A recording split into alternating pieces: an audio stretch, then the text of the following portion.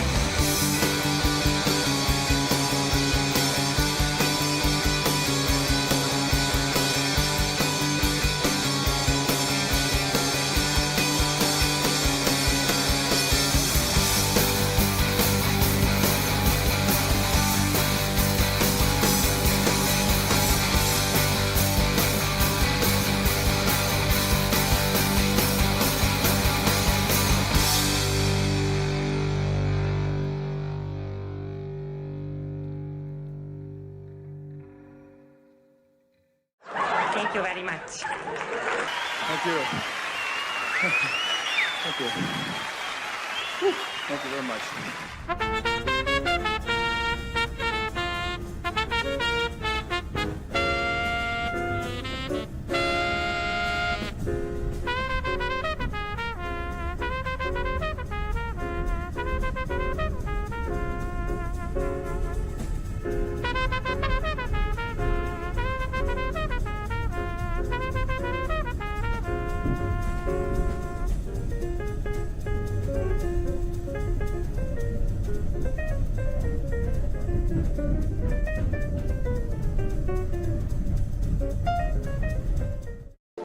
Thank you. Thank you. Thank you. Thank you. Thank you. Thank you. Thank you. Thank you. Thank you. Thank you. Thanks. Oh, thank you.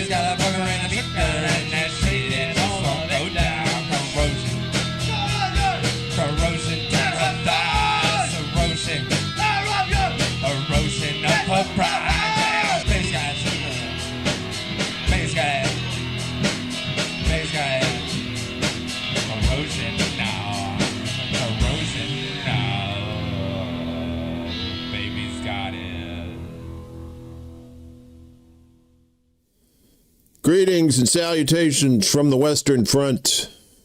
It's I, Uncle Warren, leader of no one, follower of everybody except those who suck. What the hell? Got some sort of... What the shit? You get some sort of random shit on your sock. It was a... one of the Velcro things. It was stuck to my foot. I'm like, the fuck that come from? Anyway, I'm missing some Velcro somewhere. Probably in more ways than one. Yeah, it's Tuesday morning here, the 23rd of September. And we got some peeps here already. Got Max RJ. What's up, Max? It's the Warren Peace Prize. I know it's one of those prizes that you get out of the Cracker Jack from way back. You know, like the rub-on tattoos. That's probably more. That's probably more of the prize that you get. Willie Bragg up in here. What's going on, Willie Bragg? He said he's on vacation this week. So I hope you found a nice vacation spot. Unless you're doing a staycation, that's even better. Save some money and just fuck around the house. Hell yeah. Kieran, good to see you, my friend. Hope you're doing well. What we sense, the malcontents. Excellent. Chuck's Intergalactic UFO show floating up there. You see any Rapture people up there? Up in the floaties there? I thought they're supposed to be floating to Jesus or something. Isn't that how that works? CBC voter, good to see you, bud. I hope you're doing well. Yeah, I wasn't carrying none of that shit today. The fucking Rapture shit. Fucking Trump's Antifa executive order. It's so stupid. Yeah, it's...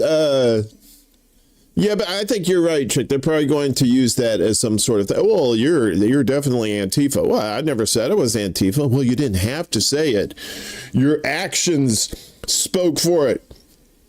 And for those who really haven't been paying attention, Antifa stands for anti-fascist. So, yes, Trump wanting to get rid of anti-fascists, that sounds like actual something he would do. So... Vera, good to see you. Hello to you, dear. Hopefully you're doing well. Yeah, so some of that nutty shit, I'm not putting on this fucking news because it's just so dumb, right? The thing about Tylenol and autism, it turns out they discovered autism well before Tylenol was even invented. So it's not like maybe it has something to do with it, but it didn't really cause it. At least historically speaking. So I'm not reporting on that either. But we do have actual news stories that we're covering today, including the flotilla that's en route to Gaza. You know, this time they said, fuck it, we're bringing the fleet of ships. I think they left Italy. And now they're in what they call the yellow zone. That's where all the pee is. Don't swim there. That's like the yellow snow. Watch out where the Huskies go. Don't you eat that yellow snow. A little Zappa for you on a Tuesday morning. I bet you weren't expecting that to get zapped. Not like that movie with what's his name, Chachi, and that guy, the kid from Ada's and Up. Remember that movie, Zapped? Anyway, I digress. Let's get to the news. We got a little bit here. Unidentified drone circles Samud flotilla en route to Gaza. Of course they do. They're not going to intimidate. There's too many people. They're not going to intimidate these people. I don't understand why they're trying to do this. Maybe can I make this a little bigger? That's what she said. No, I guess not. That looks weird. All right, fuck it. So the International Committee to Break the Siege on Gaza, the ICBC, the BSG, the MOUSC, said yesterday that, a happy fall to everybody. We're in the fall season now. Said yesterday, was the day before yesterday, that unidentified drones had flown over the global Samud flotilla, with some passing unusually close to the vessels. The group described the activity on Facebook as an unusual level of drone activity causing concerns. Volunteers on board confirmed they are preparing for the possibility of Israeli interception, holding nighttime drills as the ships enter the so-called yellow zone south of Greece, where Israeli attacks are considered increasingly likely. Organizers said the training focused on nonviolent responses should Israeli forces storm the flotilla as they did with the previous 2 missions to Gaza. I think at this point you might want to think about some violent responses. I mean, not that that would do any good. They'd probably still kill you. But, yeah. So Israeli officials have branded the mission a jihadi flotilla. I've eaten there at jihadi flotilla. Man, the tacos, are so good. But I recommend the burritos. Very delicious at the jihadi flotilla. And claimed links to Hamas, of course, while drones have continued to appear above the convoy as it advances towards Gaza. Zahir Barawi, president of the ICBSG, told Quds Press on Saturday that the Samud flotilla was the 38th attempt to break the blockade. He said 44 ships had already left Italian ports, while 6 more were preparing to depart from Greece. The convoy, which set sail from Sicily on Friday, brings together hundreds of volunteers and participants. According to organizers, it represents the largest maritime mission yet against the blockade, with the journey expected to take about a week to reach the besieged enclave. On September 16th, 16 states, including Turkey, Spain, Brazil, and Bangladesh, issued a joint warning to Israel not to target the flotilla. Their statement stressed that the ship's aim was to deliver humanitarian aid and highlight the catastrophic conditions in Gaza, adding that any violation of international law and human rights of the participants in the flotilla, including attacks against the vessels in international waters or illegal detention, will lead to, quote, accountability. We'll see. Hope I'm bouncing. I'm bouncing somewhere. My belly was bouncing this morning when I woke up. 2 separate attacks on flotilla ships were reported earlier this month. On September 10th, a drone strike hit the British-flagged Alma off Tunisia, igniting a fire in its upper deck. And that was with incendiary bombs. Both of these were. The day before, the family vessel was damaged when a drone dropped an incendiary device onto its deck near a fuel container. Israel has previously assaulted humanitarian convoys in international waters. On July 27th, its forces seized the Handala and forced it into Ashdod. And on June 9th, the Madeleine was intercepted as it neared Gaza with 12 activists detained. I think that was the one with Greta Thunberg. Is she on this one too? She might be. So yeah, I mean, if that doesn't show you, the lengths that Israel will go to keep people from helping those in Gaza like that. They want to eradicate them. They want to get rid of them. They want the land. They want to make a whole Israel. And then they want to make a greater Israel with parts of Syria and Jordan and Egypt and Lebanon, and some people around the world are like, they have a right to exist. I mean, do a right to exist as a nation? Nobody has a right to exist as a nation. A nation is made up of its people. And if its people are like, well, fuck it, we'll go somewhere else, then that country's done, right? You can't really shut down a country, but you can shut down its leadership and keep them from murdering people, maybe a little. I'm not quite sure how that works. Why is this not working? Come on, stop being like that. Meanwhile, Israeli Foreign Ministry says it won't allow aid flotilla to break the blockade. 2 boats in the flotilla came under drone attack while in Tunisia, we told you.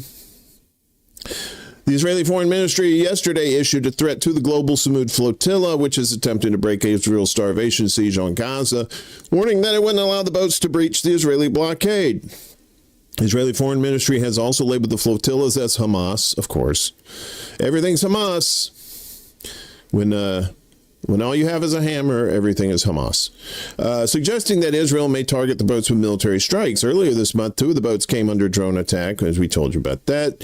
Statements regarding the Hamas flotilla, Samud, this flotilla organized by Hamas, is intended to serve Hamas, the Israeli Foreign Ministry wrote on X. Apparently, their keyboards only have H, A, M, and S on there, so all they can type is Hamas. They wrote on the tweeters, Israel will not allow vessels to enter an active combat zone and will not allow the breach of a lawful naval blockade.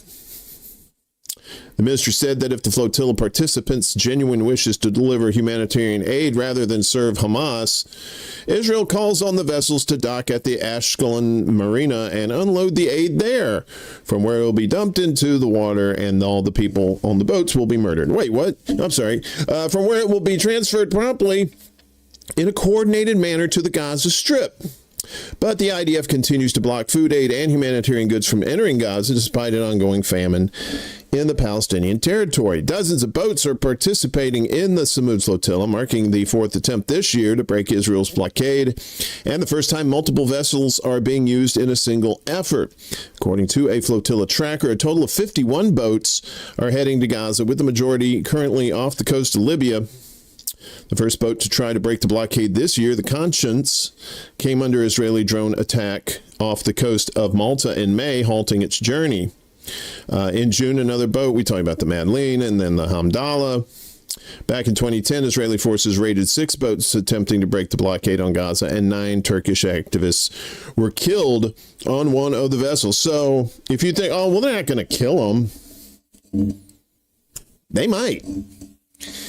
And as long as they got the United States government backing them up and sending them billions of dollars, they might. They might actually kill these people.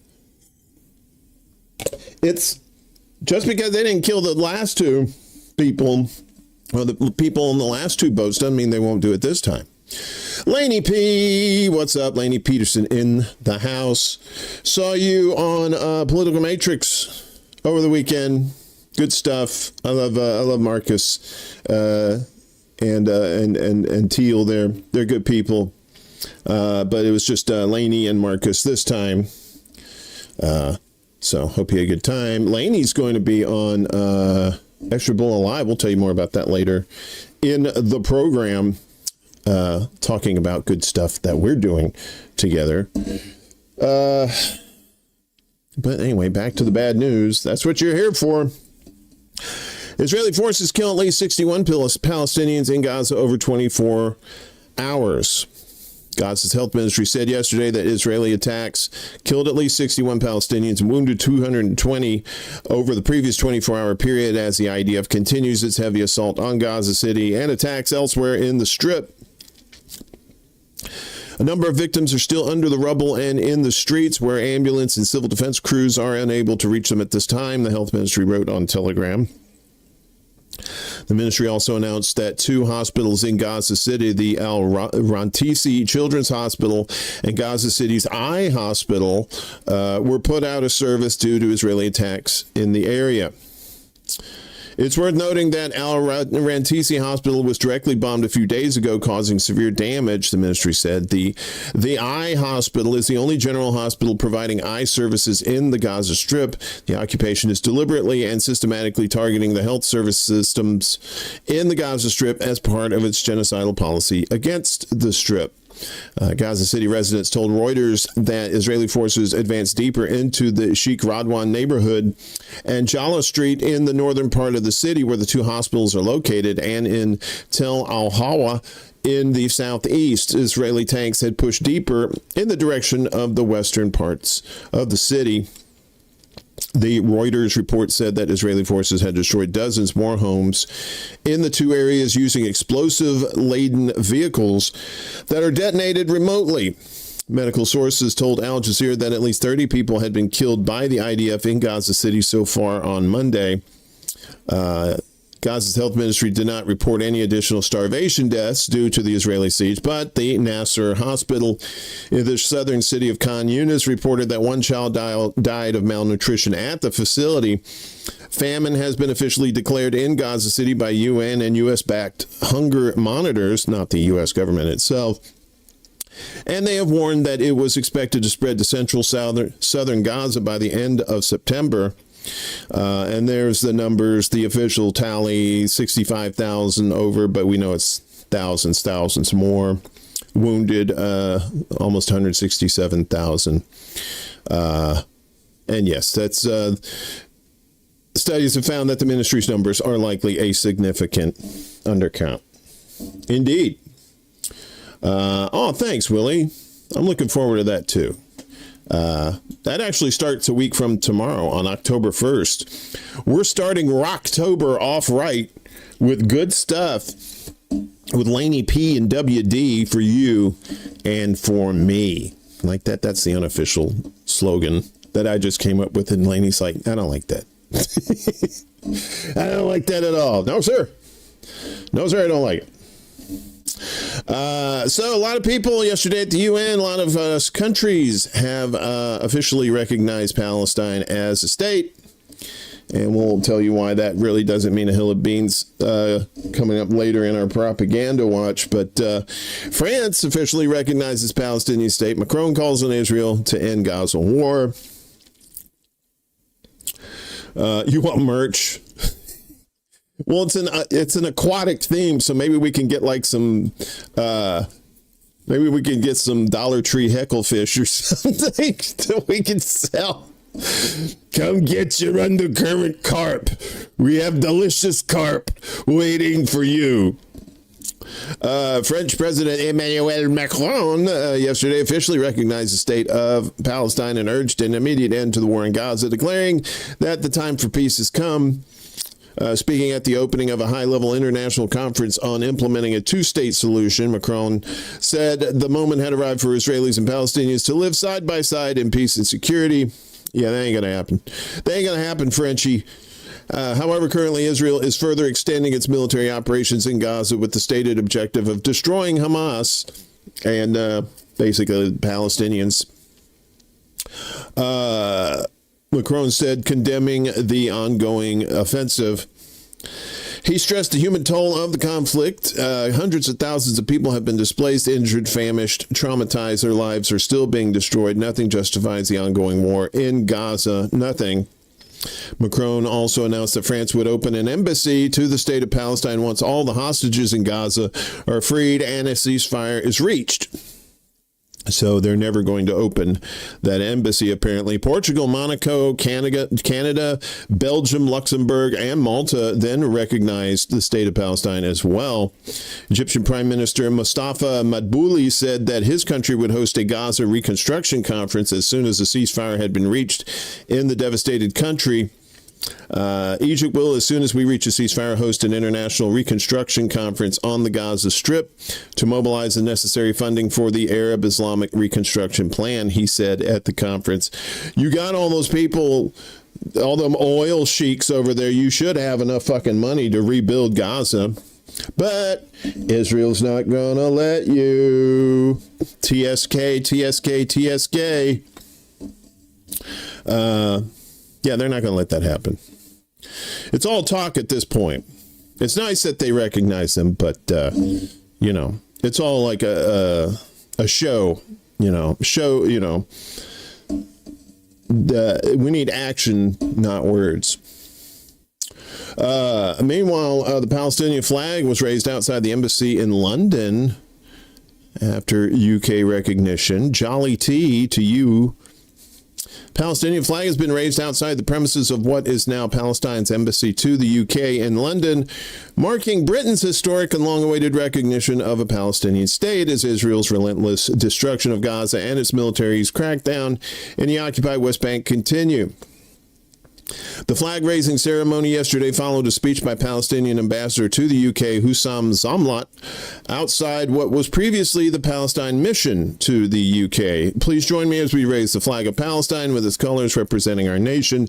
Black for our mourning, Mourning, if you're listening to this. White for our hope, green for our land, and red for the sacrifices of our people, Zamlat said. He said the recognition of a Palestinian state was about righting historic wrongs and committing together to a future based on freedom, dignity, and fundamental human rights. He called on people to remember that this recognition comes at a time of unimaginable pain and suffering as a genocide is being waged against us, a genocide that is still being denied and allowed to continue with impunity. He continued, it comes as our people in Gaza are being starved, bombed, and buried under the rubble of their homes, as our people in the the West Bank are being ethnically cleansed, brutalized by daily state-sponsored terrorism, land theft, and suffocating oppression. Somlat said the recognition was occurring as the humanity of Palestinian people is still questioned, our lives still treated as disposable, and our basic freedoms still denied. Yet, this moment stands as a defiant act of truth, a refusal to let genocide be the final word, a refusal to accept that occupation is permanent, a refusal to be erased, and a refusal to be dehumanized, he concluded. British Prime Minister Keir Starmer announced the UK's decision to formally recognize a Palestinian state more than 100 years after the Balfour Declaration backed the establishment in Palestine of a national home for the Jewish people, and 77 years after the creation of Israel in the British Mandate of Palestine. In the face of the growing horror in the Middle East, we are acting to keep alive the possibility of peace and a two-state solution, Starmer said out of one side of his face. Independent British MP Shaukat Adam said the raising of the flag was a monumental moment. It's a point in history. Hopefully it's a turning point in history, but it was a very powerful day. It was a very emotional day, Adam told Al Jazeera. We don't have a mission now. We have an embassy. We don't have a mission head. We have an ambassador. Those are small changes, and they don't mean anything significant on the ground at this moment in time, but this is still one moment too late. Very late, he added. Amnesty International on Monday said the UK government's decision to recognize a Palestinian state will be a hollow gesture unless it is matched by concrete measures to end Israel's genocide in Gaza and decades-long occupation. Yeah, you could say that. You could say, hey, yeah, we recognize you, but we're still going to fund the people that are blowing the fuck out of you. Christian Benedict, Amnesty's crisis response manager, said recognition was no doubt significant, but warned that words alone won't stop the atrocities. He urged the UK to halt arms exports to Israel, sanction officials implicated in war crimes, and trade with settlements, push for Israel to lift the blockade on famine-stricken Gaza, and dismantle its apartheid system. The UK government said in July that it would shift its long-standing approach of holding off recognition until a supposed moment of maximum effort, unless Israel stops its genocidal war in Gaza, commits to a long-term sustainable peace process that delivers a two-state solution and allows more aid into the enclave. But the catastrophic situation in Gaza has only grown significantly more dire over the past few weeks as the Israeli military continues to systematically destroy Gaza City to seize it, while continuing to starve and displace the famine-stricken population of the enclave. Daily raids by Israeli soldiers and attacks by settlers are also ongoing across the occupied West Bank, with Israel advancing plans to annex the Palestinian territory. Canada, Australia, and Portugal also officially recognized Palestinian statehood 2 days before the start of the 80th session of the United Nations General Assembly, where Palestinian sovereignty after decades of occupation and apartheid by Israel will be in focus. France and Saudi Arabia are preparing to host a one-day summit at the UN a day before the start of the UNGA, both of which will be heavily focused on Israel's war on Gaza and the elusive two-state solution. At the UN headquarters in New York City, world leaders will convene to revive the long-stalled notion amid warnings that a contiguous Palestinian state could vanish altogether as a result of Israel's hegemonic moves in Gaza and the occupied West Bank. So that you got France and then the UK recognizing them. Singapore is going to sanction Israeli settlers and support its Palestinian statehood. Singapore said it will impose targeted sanctions on leaders of Israeli settler groups and would recognize a Palestine state under the right conditions.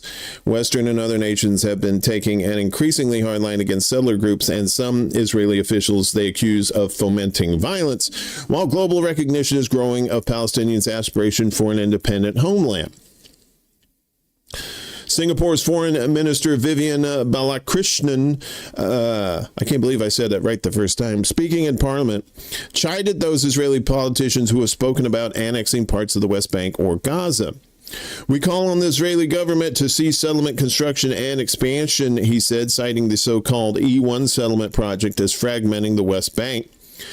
We oppose ongoing attempts to create new facts on the ground which undermine the prospects for a two-state solution. More details on the sanctions will be released at a later date, he said. Balakrishnan said that it was a matter of when, not if, Singapore recognizes a Palestinian state, and that the nation is waiting for an appropriate constellation of factors, including a need for an effective Palestinian government that accepts Israel's right to exist and categorically renounces terrorism. Well, that ain't going to happen. I mean, the Palestinian Authority are pretty much cucks to Israel as it is right now. But Hamas is never going to let that happen. Ultimately, to resolve this long-standing conflict in a comprehensive, just, and durable manner, there needs to be a negotiated settlement, which results in two states, one Israeli and one Palestinian, with their peoples living alongside each other in peace, security, and dignity. Oh, you sweet summer child. Most of the international community considers Israeli settlements in the West Bank illegal under international law. Israel disputes this, citing historical and biblical ties to the area, because the Bible, of course, is a legal document, and saying the settlements provide security.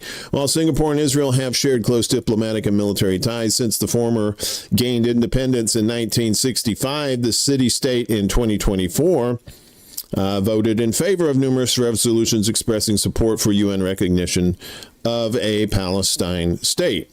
So it's really just Israel and the United States at this point who don't recognize them. We talked about Luxembourg. It's the smallest country with the biggest heart. Nahilo, what's up, Mikhail? Good to see you, brother. Good morning to you.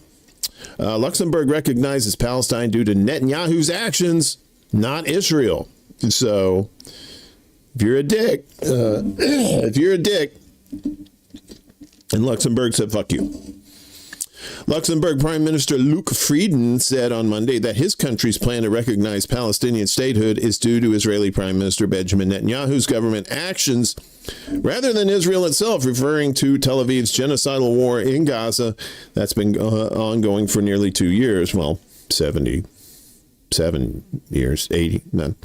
We're not taking a decision against Israel. We are taking decisions against actions of Bibi's government, which we disagree because those actions are against a rules-based international order, Frieden told CNN. Luxembourg is expected to announce Palestinian statehood recognition at the UN General Assembly. Frieden emphasized the goal of achieving peaceful coexistence. We would like to have these two countries, these two populations live side by side in peace and prosperity. They keep saying this. We want them to live side by side in peace, but that's not going to happen. They're not going to live together in peace and prosperity. Neither one of them are. Frieden said Palestinians need hope for the future while ensuring Israeli security, calling the two-state solution the only way forward. He said a new push to the Palestinian statehood may result in a peaceful Israel. Peaceful Israel. This motherfucker got jokes. And a peaceful Palestine next to each other. He warned that Europe could prepare sanctions if no ceasefire emerges and humanitarian aid to Gaza remains blocked. Well, why aren't you doing it now? This blockade has been going on for quite some time. Europe. You're a full of shit is more like it. So Australia, Canada, Portugal, UK recognize the state of Palestine on Sunday. And then there's the numbers there. This two-state solution, y'all, that ain't going to happen, right? I mean, Palestine doesn't want it. I mean, yeah, Gaza, they don't want it. West Bank don't want that. I think they're at the point where they're like, these motherfuckers need to go. 75 or 77 years, that's it. You need to get the fuck out of Dodge. But that's not going to happen either. Although in the Bible, it says in the Christian Bible, it says something to the effect that Israel is going to be facing the world. The world will be against Israel, and God will come down and help Israel. All right, and we'll see. They teased me with this rapture shit, and that didn't happen. Yeah, Yipper, that's right. May, for 75 plus years on a May. Yeah, I know. Called hedging their bets. It's called a pussy move, too. Meanwhile, we tell you here, at least I do. I know some of my friends do. Shut it down. You want shit to happen? Stop having these fucking parades and shut shit down, right? Shut it down. Hit capitalism in the pocketbook. But Italy said, you know what? That sounds like a good idea. Italy paralyzed as anti-genocide protesters take to the streets. Booyah. Workers across Italy launched a nationwide strike on September 22nd to oppose Israel's genocide in Gaza, halting public transport, rail services, schools, public offices, and ports in more than 60 cities. Now, I was talking to my buddy Ed last night about this, and it's much easier for them to shut things down in these smaller countries like that, right? France, I think, is is smaller than Texas. So they're able to do that. You're able to do shit in small countries like that. But how do you do that in the United States? Well, you kind of have to do it regionally because there are like 350 million people here. But that's a sidebar. Italian grassroots trade union Unione Sindacale dei Biassi, or USB, which like the USB-C, where you can just turn the thing either way and plug it in, whereas with the regular USB you have to, that doesn't fit. That doesn't fit. Wait, it fit the first time. What the fuck? Called the strike to force Rome to immediately break off relations with the terrorist state of Israel, which is the concrete way in which Italy can and must react to the genocide that is taking place. Now, that's how you may get a general strike in the United States if all the countries in Europe struck. And the people here are like, ooh, that sounds tasty. I'd like some of that, please. Rail freight was suspended on Sunday night with ports including Ravenna, Livorno, Trieste, and Genoa joining the actions. In Genoa. I don't know how you say it. I think it's pronounced both ways, but it's one of those switch hitters. Dock workers blocked a vessel scheduled for Israel, while in Livorno, access to the port was restricted by protesters. In Rome, several regional trains were canceled and others delayed for more than an hour, while in Milan, the city's M4 metro line was shut down.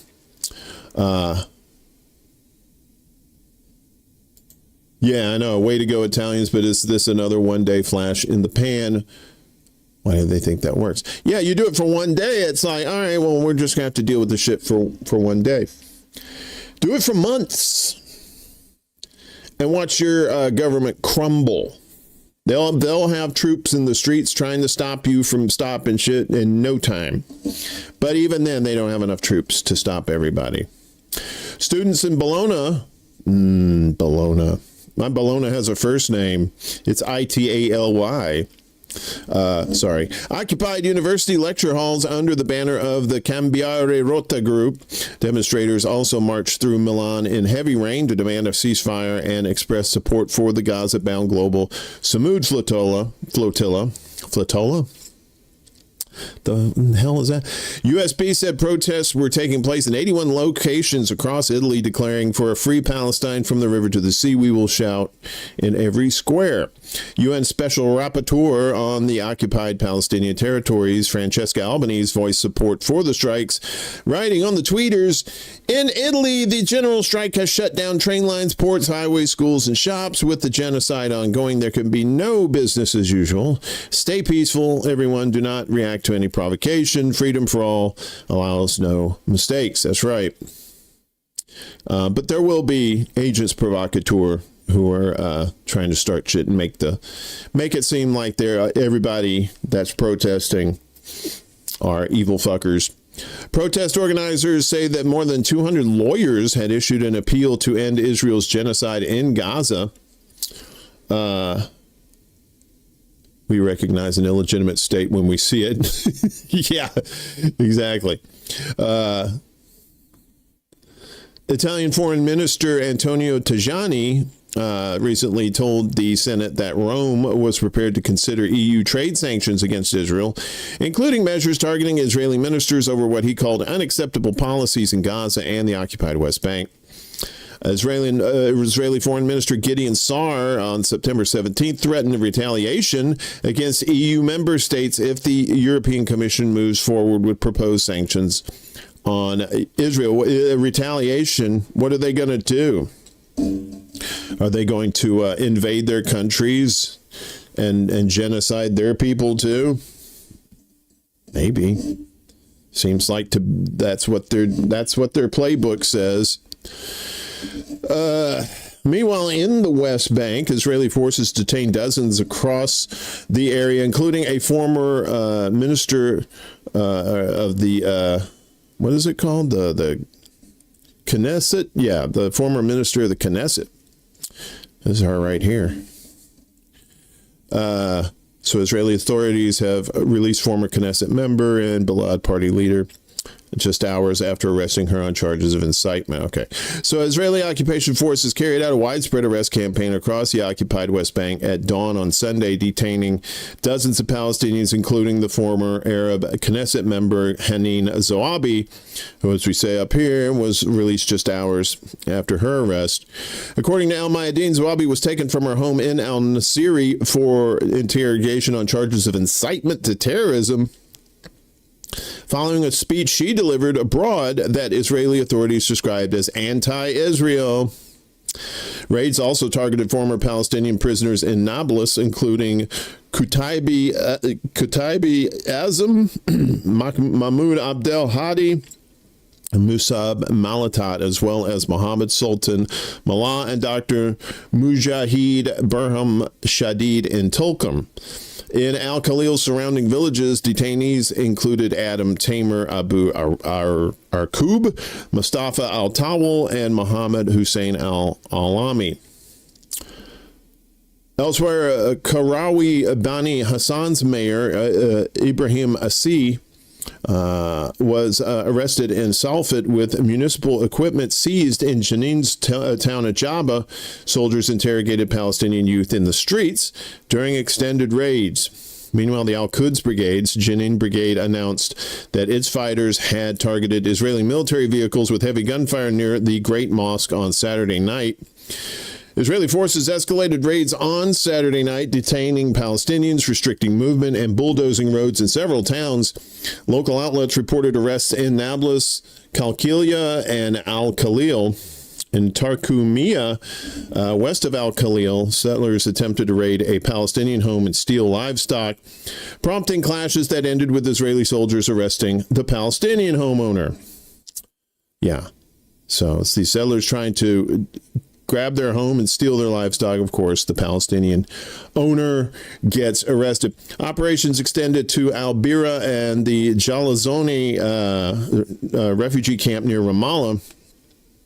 In Jenin's Yabad, Israeli units tore up streets, sealed entrances with dirt mounds, and turned Mayor Amjad Atatra's home into a field interrogation site. The Dotan checkpoint west of Jenin was also closed, cutting off 8,000 residents of Bartas from the rest of the government. So the West Bank is getting primed for that E1, Israeli bullshit that's going on. Meanwhile, Israel's detained 360 healthcare workers since October 2023. Healthcare workers. Well, I guess it begins with H, so they must be Hamas, right? As part of its broader war on Palestinian healthcare, the Israeli occupation has detained more than 360 healthcare workers in the Gaza Strip since October 2023.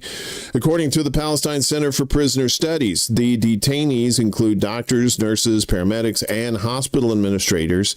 At least 4 have died in custody due to torture and medical neglect. The center estimates that around 3,500 Palestinians from Gaza remain in prison, among them dozens of medical professionals whose absence has further crippled the already strained health system. Among the detained are several well-known figures in Gaza's medical community, like Dr. Hussam Abu Safia, director of Kamal Adwan Hospital in northern Gaza, Dr. Mohammed Obaid, head of reconstructive and orthopedic surgery at Kamal Adwan Hospital, and Dr. Mohammed Zahir, a senior physician, also from Kamal Adwan Hospital. Reports from rights groups highlight that detainees like Dr. Abu Safia have been subjected to severe torture, with his health condition deteriorating significantly while under Israeli custody. Israeli forces have raided major hospitals across Gaza, including Kamal Adwan, Al-Shifa, Indonesian, Al-Ada, and Nasser. These assaults often involve storming medical wards, arresting patients and staff, and in some cases forcing the evacuation of entire departments. Ambulance crews were also detained while attempting to transfer the wounded. And a lot of these raids on these hospitals claimed by the IDF that there was Hamas cells operating out of the basement or some shit out of tunnels. The raids left several hospitals non-operational, worsening Gaza's humanitarian crisis and depriving civilians of life-saving care. The detention and killing of healthcare workers have devastated Gaza's health sector. By late 2024, no fully functional hospitals remained in the Strip. According to the World Health Organization, more than 668 attacks on healthcare facilities have been recorded, killing nearly 900 people and wounding over 1,300. Human rights groups describe this as a deliberate strategy to dismantle Gaza's health system, a form of healthicide aimed at denying Palestinians access to medical care. Yeah, you deny them food, you starve them. You deny them health care, they die off. They're trying to kill these fucking people. And if there's still people like, oh, Israel has the right to defend itself, you have a right to go fuck yourself. All right. And I hope that you exercise that right. At least 4 Palestinian medical professionals have been killed in Israeli detentions. The most prominent example is Dr. Adnan Al-Bursh, head of orthopedics at Al-Shifa Hospital, who was killed in April last year at Offer Prison. His body reportedly bore signs of violent abuse. The second is Dr. Iyad Al-Rantisi, head of obstetrics at Kamal Adwan Hospital, who was killed in November 2023. In addition to paramedic Hadman Hassan Inaya from Khan Yunis and nurse Ziad Mohammed Al-Dalu from Al-Shifa Hospital. These deaths have fueled accusations of systematic torture, enforced disappearance, and medical neglect. Most detained medical workers are held under the so-called unlawful combatants law. Guess what? Yeah, I guess that's their version of Antifa. Right, which allows indefinite detention without charges. Human rights organizations have documented widespread abuse, including severe beatings, stress positions, and humiliation, threats of sexual violence, and reports of actual sexual abuse, denial of food, water, and medical treatment, and psychological torture, including forced degrading acts. International humanitarian law explicitly protects medical personnel, stipulating that they must be respected and not targeted. But Israel's like, hey, what do you want? Hey, we kill everybody. Human Rights Watch and other organizations have urged the International Criminal Court to investigate these detentions as potential war crimes. I don't know if they're going to be able to do anything about that. So yeah, that's what you take away the food, you take away the doctors, you take away the hospitals. Well, of course the people are going to suffer. That's what they want. They want them to suffer and die. Saying Israel has the right to defend themselves is saying murderers, thieves, rapists, etc. have the same rights. Did I describe the West in general? Yeah. Yeah. Because have you noticed, like, some people don't get jail time in the West for doing heinous shit if they have the power behind them, right? And a lot of them do. Meanwhile, Lebanon... Barak says Lebanon not taking concrete action on Hezbollah, Israel won't withdraw. In a Sunday interview, U.S. envoy Tom Barak accused Lebanon of not taking concrete actions to disarm Hezbollah, saying that all they do is talk and that Israel will absolutely not withdraw from locations inside southern Lebanon that they've occupied since last year's invasion. Excuse me. During the interview, Barak claimed Hezbollah was rebuilding its strength, declaring both Hezbollah and Iran as enemies. He further declared, "We need to cut off the heads of these snakes and stop their funding." Looks like somebody chopped the head off that snake and another head grew back. Despite that, Barak also said that the U.S. would not directly attack Hezbollah, neither with our own forces nor through CENTCOM. Since CENTCOM is the U.S. military's arm in the region, it's not clear why he mentioned them separately. The U.S. wasn't directly attacking Hezbollah in the first place, but rather giving Israel diplomatic cover and support while they attacked Lebanon. That has continued in spite of the ceasefire, with the U.S. never objecting publicly, and indeed reports are that yesterday's Israeli attack may well have killed U.S. citizens, including children, though the State Department is trying to dispute that, of course. They don't want that. Omen angel. Omen and Omen. Hello. Good afternoon or good morning, wherever you are. Good to see you. Welcome to the Terror Dome.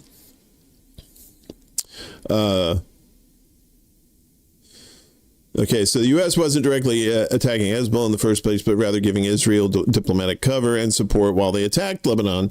That has continued in spite of the ceasefire, with the U.S. never objecting publicly, and indeed reports are that yesterday's Israeli attack may well have killed U.S. citizens, including children, though the State Department is trying to dispute that. While Israel continues to strikes, there are also reports that they are threatening to escalate further into an outright ground invasion, with one outlet quoting Israeli sources as saying a new invasion would happen if Lebanon did not act further against the group, adding to the sense that nothing Lebanon does is going to ultimately matter anyway. Barak concluded the argument by declaring peace is an illusion and that there's never been peace. There will probably never be peace.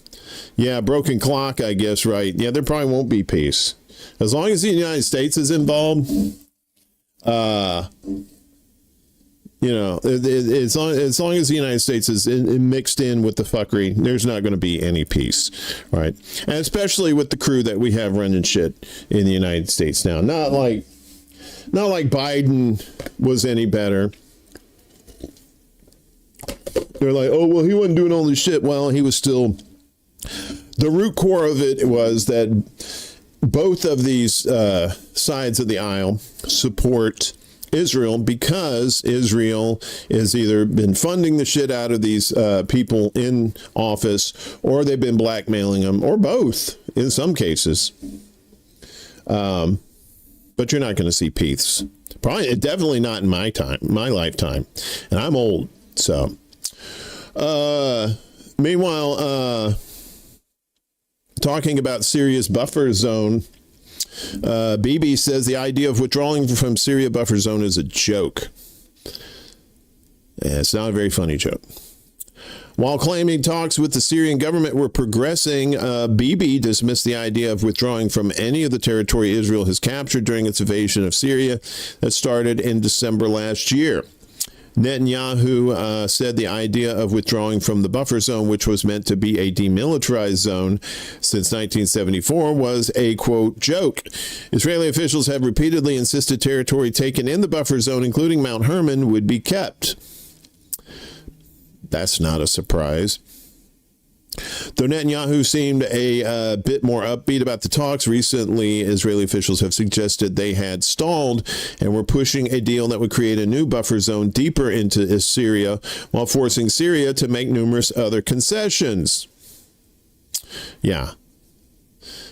Israel took credit for the regime change in Syria last week, but it invaded more or less immediately thereafter. Locals in the Quneitra government are reporting that their homes were demolished by Israeli military bulldozers. New Israeli military outposts were built, and provincial courthouses are covered by Hebrew language graffiti left by the soldiers. Reports out of the adjacent Daraa governorates today have Israeli troops in vehicles entering the villages of Ma'aria and Ibadan and approached the oft-rated village of Kuya. No shots were fired, according to locals. During a previous invasion of Kuya, one of the elders reported that Israeli troops had told them they had to abide by unspecified conditions and said if they didn't, they would count the number of homes in the village and give them that many tents. A veiled threat, but a threat nonetheless. So it's all part of the greater Israel, folks. Greater Israel. Let's make it. Let's make Israel greater again. Miga? Is that how you'd say that? So, Iran's seeing all this bullshit that's going on, and their lawmakers urge a review of defense doctrine and nuclear policy. Folks, I promise I'll learn how to talk sometime during this program. Yeah. 70 members. Yeah, Pariah State Paradise, exactly. 70 members of, hey, Yonina. Welcome back. You were with us on the Saturday night show. Good to see you, dear. 70 members of Iran's parliament yesterday signed a letter to the Supreme National Security Council and the heads of the legislative, executive, and judicial branches urging a reassessment of the country's defense doctrine and its stance on nuclear weapons. In their letter, the MPs explained that Iran's defense doctrine and stance on nuclear weapons were formulated at a time when the international community and Western powers were able to contain the actions and aggression of the Israeli entity. Oh, what happened? You can't control your boy no more? In June, Israel launched a massive aggression on Iran, aiming to dismantle its missile capabilities and destroy its nuclear program, with support from the U.S., of course. Washington later intervened directly, striking 3 Iranian nuclear facilities, including Fordow. It is worth noting that Iran maintains that its nuclear program is peaceful and not intended to develop nuclear weapons, but it doesn't matter because it's Iran, and Iran's got all this oil and, The country's defense doctrine, which rejects the pursuit of nuclear arms, is based on a fatwa issued by Iranian leader Syed Ali Khamenei, explicitly banning the development and use of such weapons. Okay. So that's part of something else there. So yeah, Iranian lawmakers, and I would definitely review their defense doctrine too, and especially with some of these cuck countries in that area that are scared of Israel and are scared of the United States. Meanwhile, Iran warns Europe snapback sanctions will void the IAEA agreement. Iranian Foreign Minister Abbas Araghchi has warned European countries that if they move forward with the return of sanctions under the snapback mechanism, they will effectively invalidate Tehran's recent agreement with the IAEA. Speaking upon his arrival in New York for the 80th session of the UN General Assembly yesterday, Araghchi underlined the consequences of such a move. In a press conference after the agreement with the IAEA, I emphasized that if the snapback is ultimately implemented, the agreement with the IAEA will also be invalidated, Araghchi said. If the destructive action of the 3 European countries in the Security Council is ultimately implemented, Iran will react and we will again reach new conditions with the IAEA. Araghchi added that the cooperation agreement with the IAEA was reached after the Israeli-U.S. aggression on Iran's nuclear facilities in June, that any new sanctions would change the terms of the agreement. He confirmed that he would meet Director General Rafael Grossi in New York to review the latest developments regarding Iran's nuclear program and the Cairo Agreement, which set a new modality for inspections mediated by Egypt. The foreign minister stressed that the coming days would be decisive. I will meet with the major European powers' foreign ministers, and this is a moment when the opposing sides must decide whether they choose the path of cooperation or confrontation, Araghchi said. Talks are scheduled with Britain, France, and Germany, the so-called E3, in the presence of EU foreign policy chief Kaja Kallas. Not to be confused with the 80s group Kajagoogoo. To shy to shy, hush hush, I do I. To shy to shy, hush hush, I do I. Did you know the lead singer Lamal did the theme song to the Never Ending Story? That was the same guy. Never Ending Story. Ba-da-da. In addition to multilateral discussions, Rakchi also held talks with Austrian Foreign Minister Beat Meinl Reisinger, or Beta, on the sidelines of the UNGA. The two sides discussed bilateral relations and issues of mutual interest. Iran's top diplomat is expected to continue a series of bilateral meetings during the General Assembly, presenting Tehran's positions on key international issues while engaging with media outlets. Now, the General Assembly, it just seems like it's like Comic-Con for the world, right? It's Comic-Con. You come to New York, right, and everybody comes for the General Assembly, but there's these little side things going on. Like you got panels on the side, right? So you got leaders on the side meeting as shit's going down. You guys are too white in the chat. I got to do something about that. Hold on a second, please. Please and thank you. Those three little words. But everybody forgets the and. So it's actually those four little words. Please and thank you. All right. Your Smurfs now. Very good.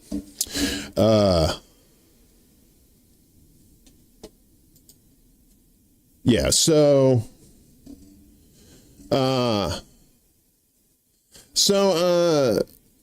but meanwhile, the Iran nuclear chief is in Moscow for talks on expanding the atomic program there. So the West is at this point, but there's always Russia.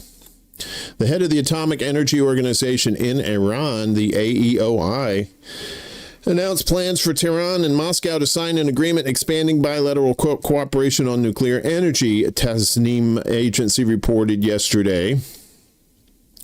Speaking to reporters upon his arrival in Moscow on Monday, AEOI chief Mohammad Eslami said he will visit Russian nuclear facilities and hold meetings with scientific and research institutes. Eslami, who is also Iran's vice president, traveled to Russia at the head of a delegation that will attend the World Atomic Week Forum, or the WOW. The event will commemorate the 80th anniversary of Russia's nuclear program and will be attended by representatives of the countries developing nuclear programs, leading nuclear energy experts, and heads of large corporations. With Russian help, Iran plans to develop 8 nuclear power plants capable of generating 20,000 megawatts of electricity by 2040. Iran currently suffers from regional electricity blackouts during the summer months amid ongoing U.S. economic sanctions on the country. Russia is currently constructing the second and third units of Iran's Bushehr nuclear power plant, which has a capacity of around 1,000 megawatts. Eslami arrived in Moscow for talks just days after the 15-member UN Security Council rejected a draft resolution to lift sanctions on Tehran permanently. Russia and China supported the resolution, but it was blocked by Britain, France, and Germany, which seek to reimpose U.S. sanctions on Iran. Pista, what's up? Good to see you. Hello, Pista.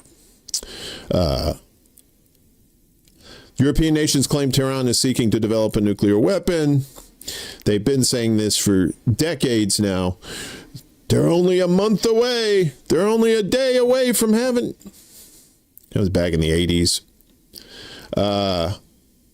Iran says its nuclear program is peaceful and for the purpose of producing nuclear energy. Friday's UN vote activates the so-called snapback mechanism, meaning that all UN sanctions in place before the now defunct Joint Comprehensive Plan of Action, or the JCPOA, will be reinstated on September 27th if no major deal is reached beforehand. What Europeans are doing is politically biased and politically motivated. They are wrong on different levels by trying to misuse the mechanism embedded in the JCPOA. Iran's Deputy Foreign Minister Saeed Khatibzadeh said before the vote. Sorry about it. Khatibzadeh. The Bodhisattva, won't you take me by the hand? Do. Little Steely Dan there. Sorry. Earlier this month, the Islamic Republic reached an agreement with the IAEA to resume cooperation just weeks after Tehran ended its work with the nuclear watchdog in the aftermath of unprovoked Israeli-U.S. attacks against key nuclear facilities in June. The document's validity depends on no hostile action being taken against the Islamic Republic. If the snapback mechanism is activated, the document will also be nullified, Iranian Foreign Minister Abbas Araghchi said after the signing deal. So I think Iran has just had enough of the West's bullshit. They know they can't trust them at all. Putin knows that too. In Russia, he knows that they can't trust the West. He seems to be trying. That could be bullshit too, but like with the New START treaty, right? Putin offers to extend the New START treaty for 1 year. What is the New START treaty? Russian President Vladimir Putin yesterday offered the U.S. a 1-year extension of New START, the last remaining nuclear arms control treaty between the U.S. and Russia, which is set to expire in February next year. Steve G. Hello, Steve. Good to see you. The New START treaty limits the number of nuclear warheads and delivery systems the two powers can deploy, and Putin said that Russia would abide by those limits if the U.S. reciprocates. If the treaty expires without an extension or replacement, there would no longer be any constraints on the deployment of U.S. and Russian nuclear weapons. Dum, dum, dum. Go START. What's up, buddy? Good to see you. The New START treaty will expire on February 5th, 2026, signaling the imminent end of the last international accord directly limiting nuclear missile capabilities. A complete renunciation of this treaty's legacy would, from many points, be a grave and short-sighted mistake, Putin said ahead of meeting of his Security Council, according to RT.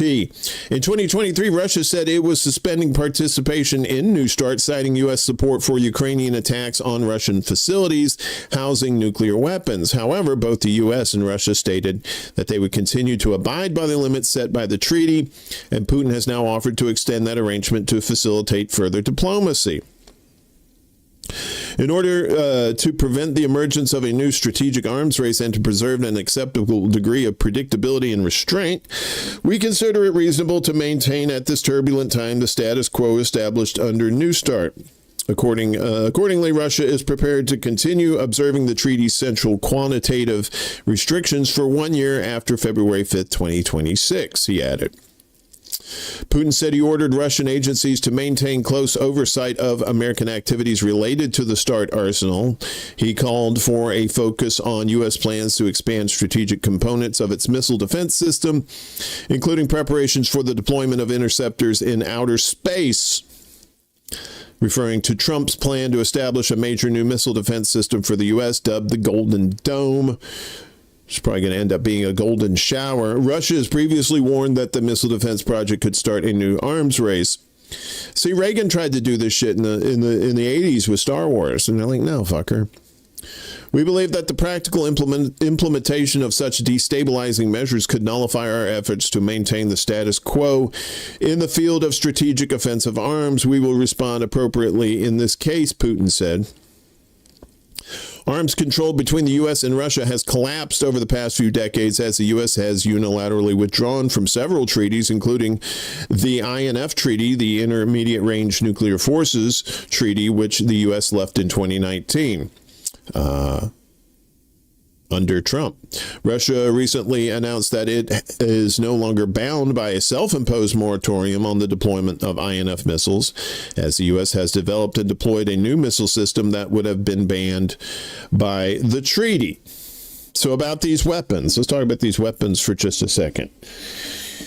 Yes, nuclear weapons are still very dangerous, but I find it, unless some sort of rogue nation gets a hold of one of these things, and by rogue nation I mean somebody that's just totally on the fringe, outside of relations with Russia or the West, right?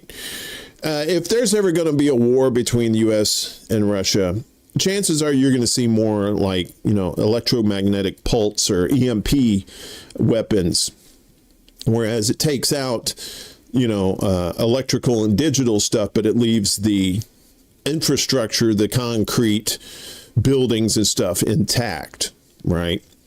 Or they could just say, fuck it, let's flame them out and then there's mushroom clouds all over the place. Yeah, we actually did a story on that, Ed. That was, Chuck, that was earlier in the show, but thank you. So, damn it. This is not doing well. Where are we at? I think we're towards the end of our news block, maybe. Are we? No. We're almost there. All right. Let's talk about business and OpenAI, as Nvidia is going to invest billions in OpenAI as the AI race heats up. Desert Mantis, what's up, buddy? Good to see you and your mushrooms.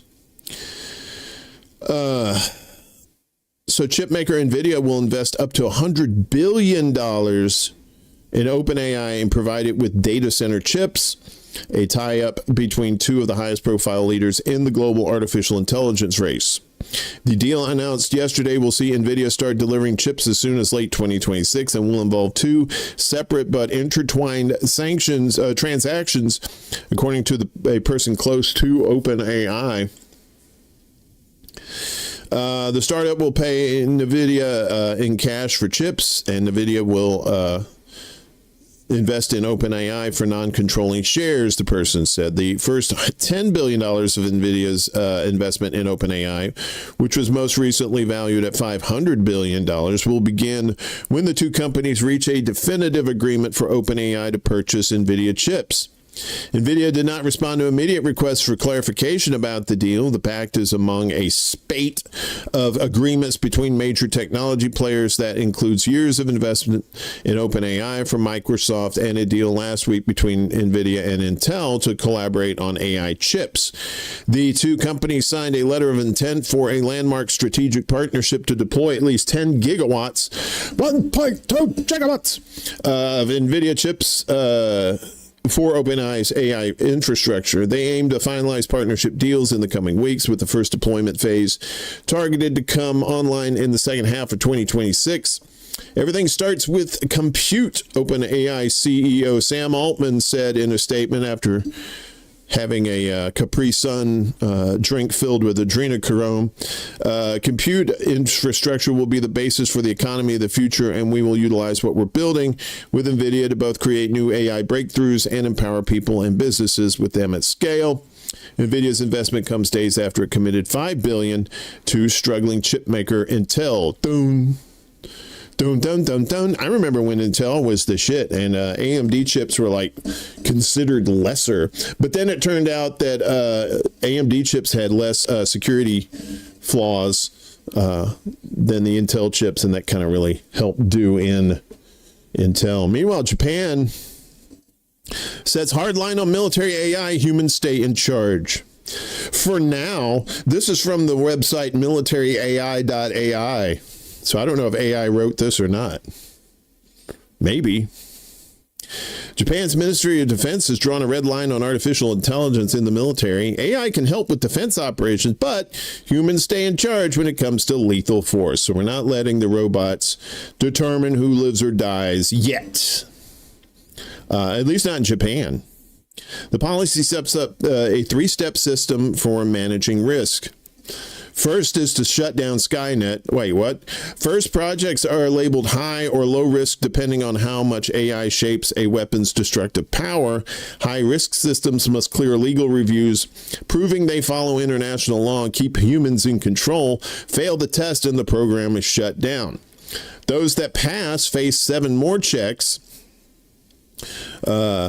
Was it the breath of God, the path of God? What was that from Last Crusade? You know, he had to duck the blades, and there was like that walkway that he had to Okay.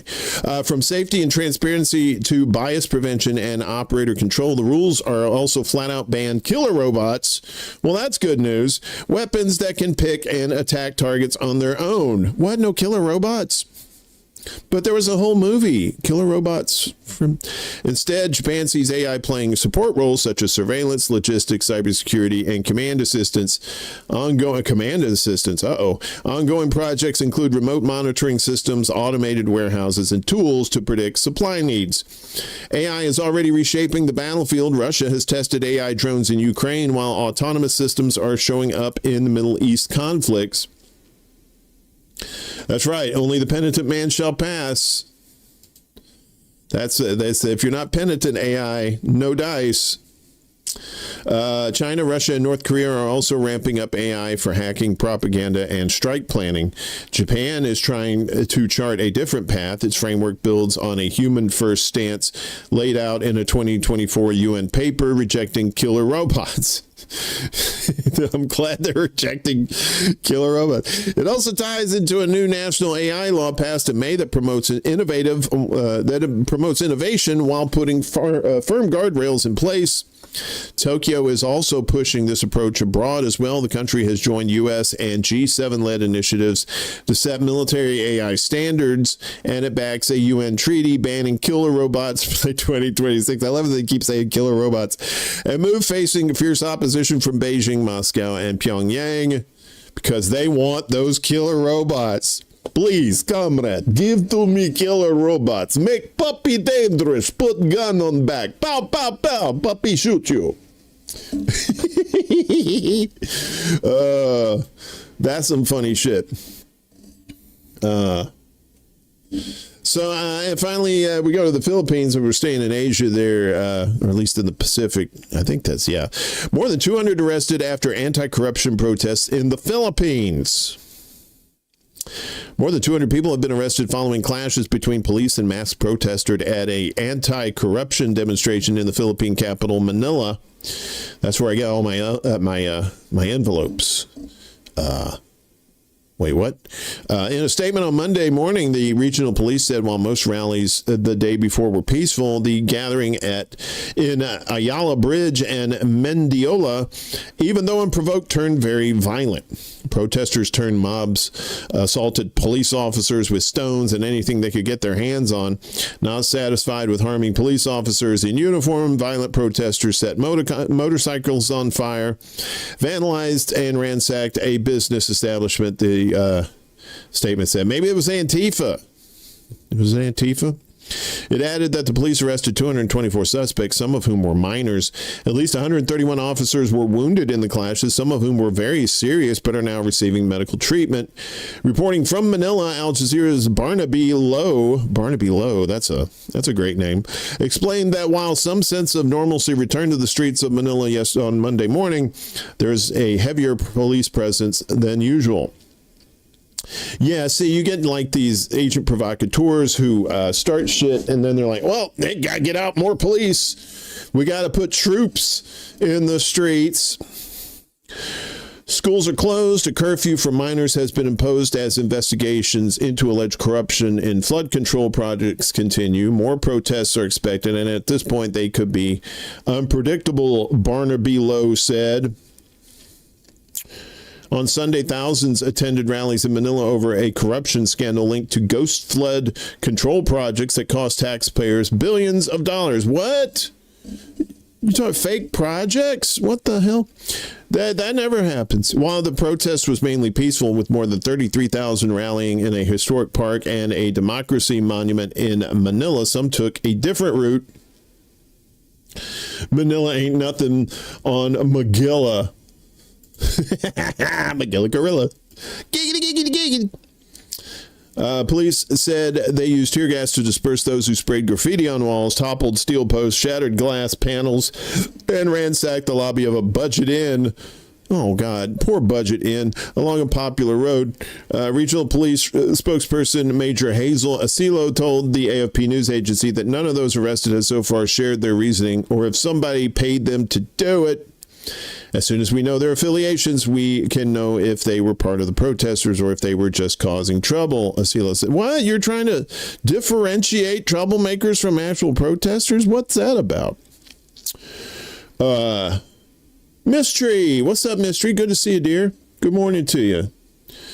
Earlier protests erupted in other Asian countries, including Indonesia and Nepal in recent weeks over government conduct and corruption. For Filipinos, anger in the country had been mounting since July after President Ferdinand Marcos Jr. uncovered the ghost infrastructure projects during a State of the Nation address. I feel bad that we wallow in poverty and we lose our homes, our lives, and our future while they rake in a big fortune from our taxes that pay for their luxury cars, foreign trips, and bigger corporate transactions, student activist Althea Trinidad told the AP news agency. Which is funny because if you remember, Ferdinand Marcos Sr. Was corrupt as fuck, and his wife, Imelda Marcos, infamously had half a house full of shoes that she bought.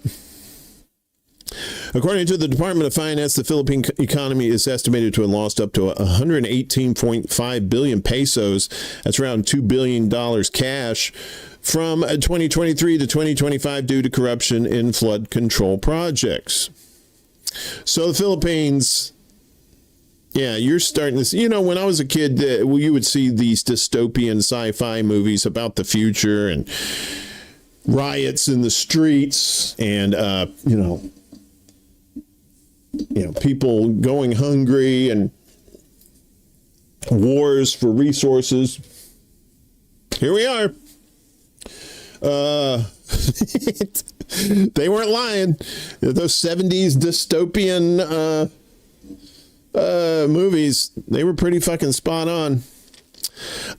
So it's great that these Western governments are recognizing Palestine as a state, but are they really when they're still funding Israel? I mean, seriously. Sharing of biased and False news has become all too common on social media. More alarming, some media are true without checking facts first. Unfortunately, some members of the media use their platforms to push their own personal bias and agenda to control exactly what people think. And this is extremely dangerous to our democracy.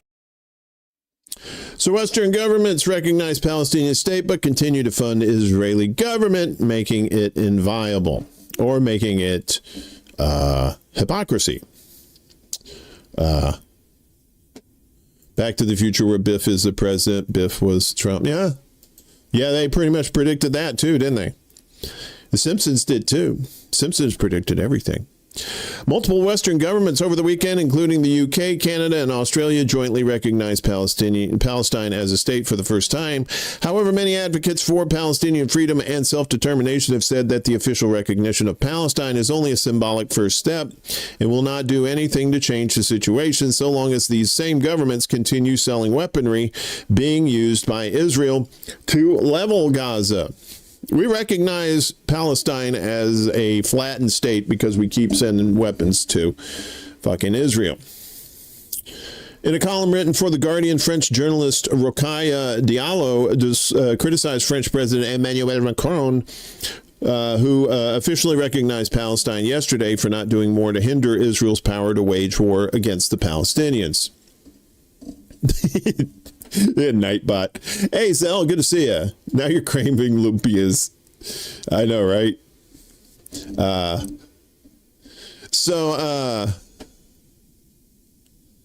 Okay. Macron's solemn announcement to the UN General Assembly on Palestine is planned for Monday, and he already did that. Wouldn't it be a better first step for France to announce concrete sanctions against Israel? Netanyahu is under an international arrest warrant for war crimes and crimes against humanity, yet he was allowed to use French airspace when traveling to the U.S. In July, the ICC, that's the International Criminal Court, issued arrest warrants for Netanyahu and former Israeli Defense Minister Yoav Gallant last year. Writing in 972 magazine, Palestinian journalist Allah Salama similarly argued that recognizing Palestine would simply create the illusion of action unless Western governments take further steps to sanction Israel. Well, yeah, it is. It's an illusion of action. I can say I support a Palestinian state, but I'm just a dude in Chicago. What the fuck can I do about it? Right? Now more than ever, symbolic gestures are worse than useless, he argued. They buy time for the regime, exactly, committing the crimes and drain urgency from the only remedies that matter, ending the genocide, sanctioning the perpetrator, isolating the apartheid system, and insisting without apology on equal rights and the right of return. This is not extremism, it's the bare minimum of justice. Yeah, it is a stall tactic. Like, look at us. Hey, Palestine. But Israel, wink, wink, wink. You know we still love you, baby. Chris Doyle, director of the Council for Arab-British Understanding, or CABU, told Al Jazeera Monday that the actions of Western governments were still utterly failing to stop the genocide and that they needed serious sanctions in order to stop Israel's atrocities in Gaza. Since 2015, the UK has supplied an estimated $676 million worth of arms to Israel, making it the second largest supplier of weapons to Israel behind only the U.S. The Labour government suspended 30 out of the 350 arms exports licenses last year, but did not include F-35 fighter jet parts in the ban. The UK supplies 13 to 15% of the components of the jet, which are manufactured in the U.S. and sent to Israel. Ines Abdelrazik, executive director of the Palestine Institute for Public Diplomacy, said in a roundtable discussion with Palestinian think tank Al-Shabaka that Western nations' support for a theoretical Palestinian state were not the same as support for actual Palestinian self-determination. In this context, genocide in Gaza is met not with consequences, but with ceremony, she said. The Palestinian Authority clings to optics. Ain't that the truth? And Western states embrace symbolic gestures while Palestinians are left with neither justice nor statehood, only a widening gap between lived reality and international performance. Yara Hari, a co-director of Al-Shabaka, argued during the same panel discussion that recognition of a Palestinian state at this point was pointless, given that Israel has made Gaza unlivable and is moving forward with plans to annex the West Bank as well, with officials recently approving the E1 settlement plan that would cut off the key city of East Jerusalem from the rest of the territory and make Palestinian statehood impossible. We are a colonized, besieged, and occupied people facing genocide in Gaza, she said. Any serious political engagement must begin from this reality, not from the illusion of a state that does not exist. Instead of halting genocide and forced starvation, much of it facilitated by the very states offering recognition, we are told to focus on a fantasy of statehood that no one is willing to bring into being. Isn't that the truth? So when I see all these countries are like, yay, Palestine, we recognize, we're going to open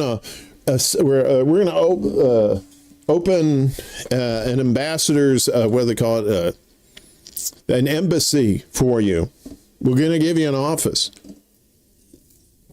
It's like telling the guy or gal or whoever at work saying, you've been doing such a good job for us. We're going to give you this old broom closet as an office since you don't have an office already. And we're going to recognize you as the assistant to the manager, not the assistant manager, but the assistant to the manager. It's a meaningless label and you get a little office, but that's pretty much it. Everything else stays the fucking same. Yeah. That's it right there. They're recognizing a parking lot as a state, pretty much. Yeah. Yeah, it's all optics. Yeah, like the person said, the Palestinian Authority clings to optics. The same thing like in Lebanon too.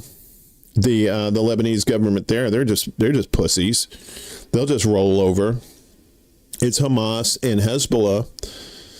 And the Houthis, Triple H, baby. So now the U.S. is they're done with the ICC. The U.S. sanctions all of ICC over Israel war crimes probe, according to Reuters. The U.S. is preparing to impose sweeping sanctions against the International Criminal Court potentially as early as this week in response to investigations into Israeli war crimes in Gaza, Reuters reported. Such a move would mark the first time Washington sanctions the court as an entity, raising fears that its daily operations could be crippled.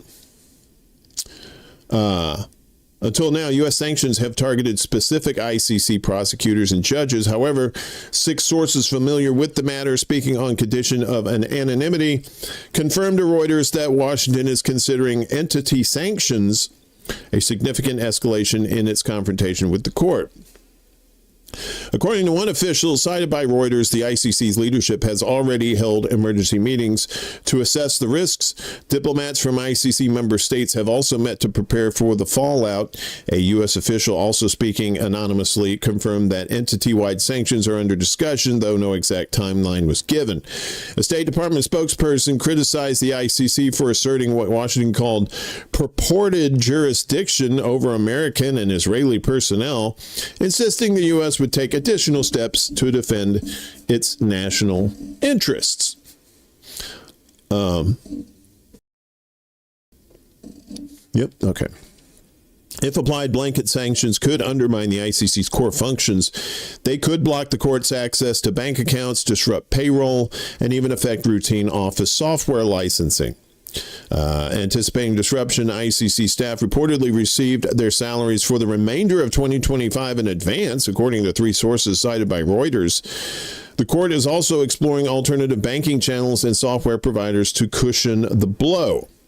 The latest escalation stems from the ICC's decision to indict Bibi and Yoav Gallant over crimes committed during the genocide in Gaza. The court has also issued indictments against figures from the Palestinian resistance movement, Hamas. While neither Israel nor the U.S., and I think most of those people that, if not all of those figures from Palestine resistance movement are dead, I think now. While neither Israel nor the U.S. is a member of the ICC, the court recognizes the state of Palestine as a member, granting it jurisdiction over actions committed on Palestinian territory, a position rejected by both Washington and Tel Aviv. Earlier this year, the White House had already sanctioned prosecutor Karim Khan after he requested the arrest warrants for Netanyahu and Gallant.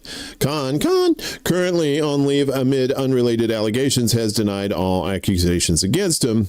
And earlier this month, the U.S. sanctioned 3 Palestinian human rights organizations for petitioning the ICC to investigate Israel for genocide in Gaza. Some ICC member states are expected to push back against Washington's campaign during this week's UN General Assembly. However, diplomats acknowledged that the U.S. is determined to escalate pressure.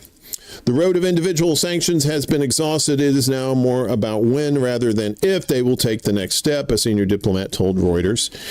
Aquaman recently described the ICC as a national security threat and an instrument for lawfare against Washington and its allies. Okay. The latest confrontation reflects a long and troubled history between Washington and the ICC. In the late 1990s, the U.S. helped draft the Rome Statute, but ultimately refused to ratify it. President Bill Clinton signed the treaty symbolically in 2000 while making clear he would not recommend Senate approval. More optics, right? The hostility deepened under George W. Bush, who formally unsigned the treaty in 2002, passed the American Service Members Protection Act, and pushed for bilateral immunity agreements to shield U.S. personnel from ICC prosecution. The tone shifted somewhat under Barack Obama, who pursued what his administration called principled engagement, cooperating with the court in limited areas while continuing to reject its jurisdiction over American citizens. This period of cautious engagement ended with Trump, whose administration imposed sanctions on ICC officials over investigations in Afghanistan and threatened retaliation against member states. While the exact timing of the new sanctions remains unclear, the diplomatic signals suggest Washington will escalate its confrontation with the ICC in the coming days. According to Reuters, if imposed, the sanctions could paralyze the court and deepen global divisions over accountability for war crimes. Yeah. So the war on the ICC continues, and seeing that these, like I said, you see these countries recognizing Palestine, but they're not going to arrest Bibi. They're not going to do anything. People have been coming in from Israel to the UK this whole time, and no arrests, none of that shit. It's all bullshit. And some of these countries are like, well, we're not going to have an embassy unless they release all the hostages, right? The hostages always seems to be this thing that's real, but it's not real. It doesn't seem like the Israelis don't really care about the hostages. Only the people who are related to the hostages care. Oh, thanks, Yipper. I've been working on Obama for quite some time. You folks, we tortured some folks. Yeah. I'm a big time Zionist. Meanwhile, Israeli captives in Gaza accuses Netanyahu of seeking to kill the hostages. Because he don't give a fuck.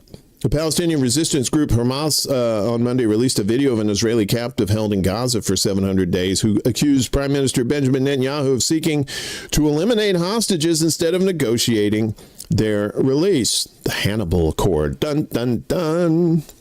Elan Ohel said in the footage that detainees had become a burden for Netanyahu's government, warning that their final days may be near. My message to U.S. Envoy Steve Witkoff, please don't let Netanyahu kill us. Don't help him to do it, he said. Jesus Christ. Ohel urged his family and the Israeli public to keep up nationwide protests, even as he acknowledged the strain. He also criticized far-right National Security Minister Itamar Ben-Gvir, saying police under his command treat protesters like criminals. Expressing well, you know, that's what the IDF treating protesters like criminals. That sounds like some American shit, right? Yeah, exactly. Yeah, I know we're still here, right? We didn't get raptured. Oh, that's too bad. I really wanted a trip into space. Over 2,000 Palestinian miners detained. Yeah. Oh, yeah, it's a hellscape over there. Expressing gratitude to his supporters, Ohel added, unfortunately, supporting the hostages had become a crime, but please keep pushing back against a government that wants to get rid of us. The video surfaced as Bibi faces growing protests at home over his handling of the Gaza war and his refusal to agree to a prisoner exchange deal.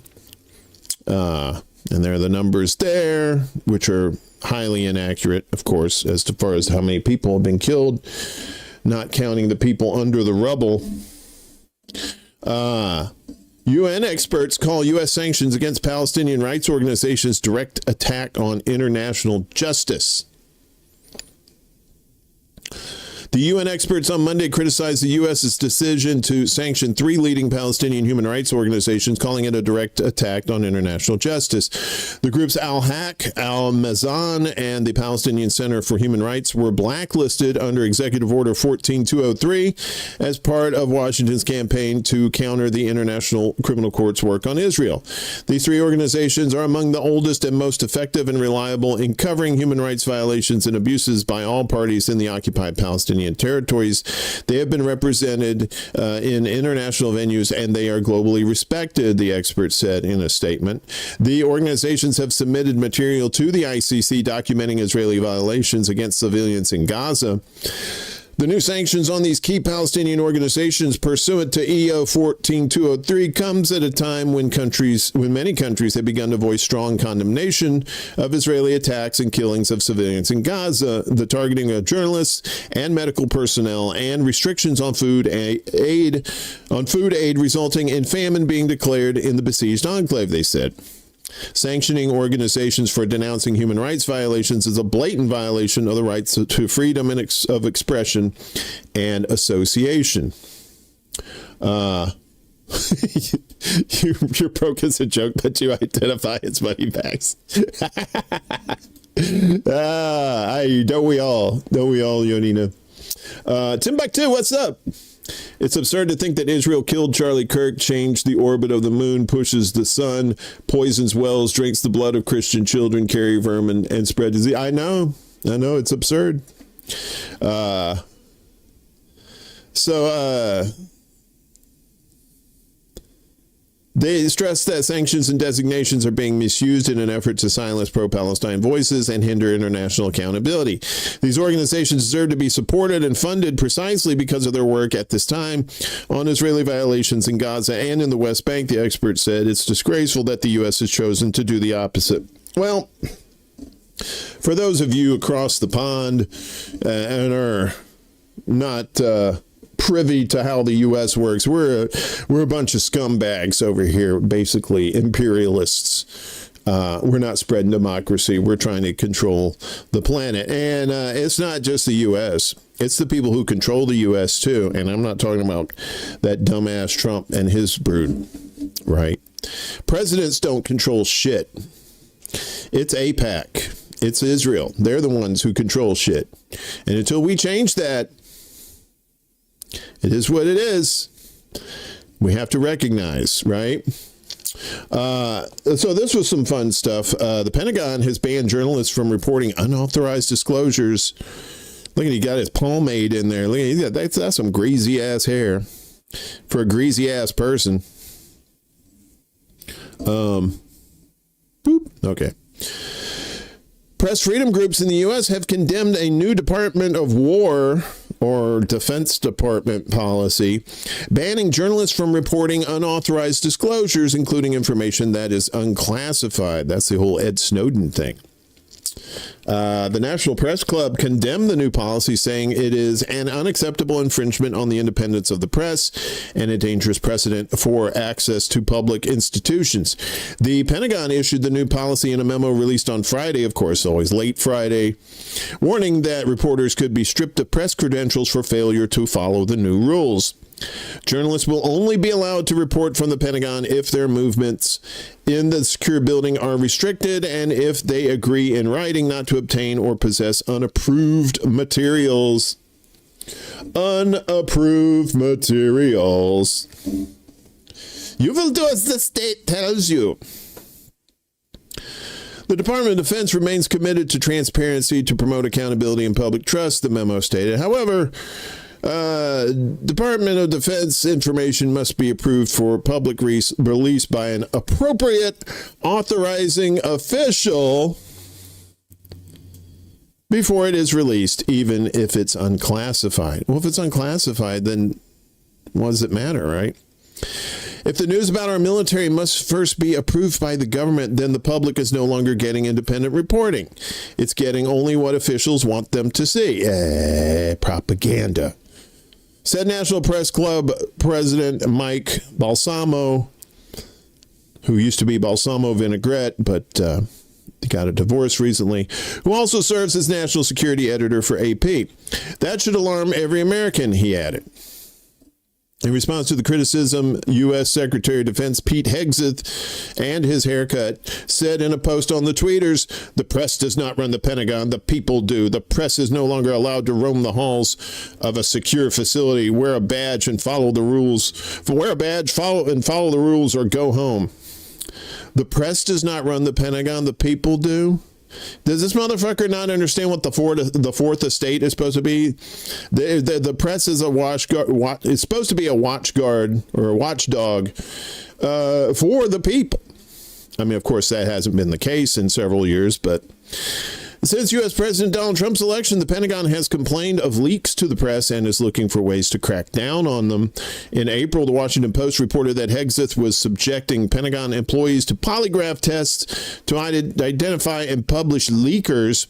The practice reportedly ended in July when a senior advisor to the Department of Defense chief complained to the White House officials. In a related move in April, Attorney General Pam Bondi restored the ability of federal investigators to use court orders, warrants, and subpoenas to demand journalists' phone records, notes, or testimony under certain circumstances.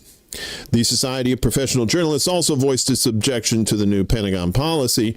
This policy reeks of prior restraint, the most egregious violation of press freedom under the First Amendment, and is a dangerous step toward government censorship. Well, it ain't a dangerous step. It is government censorship.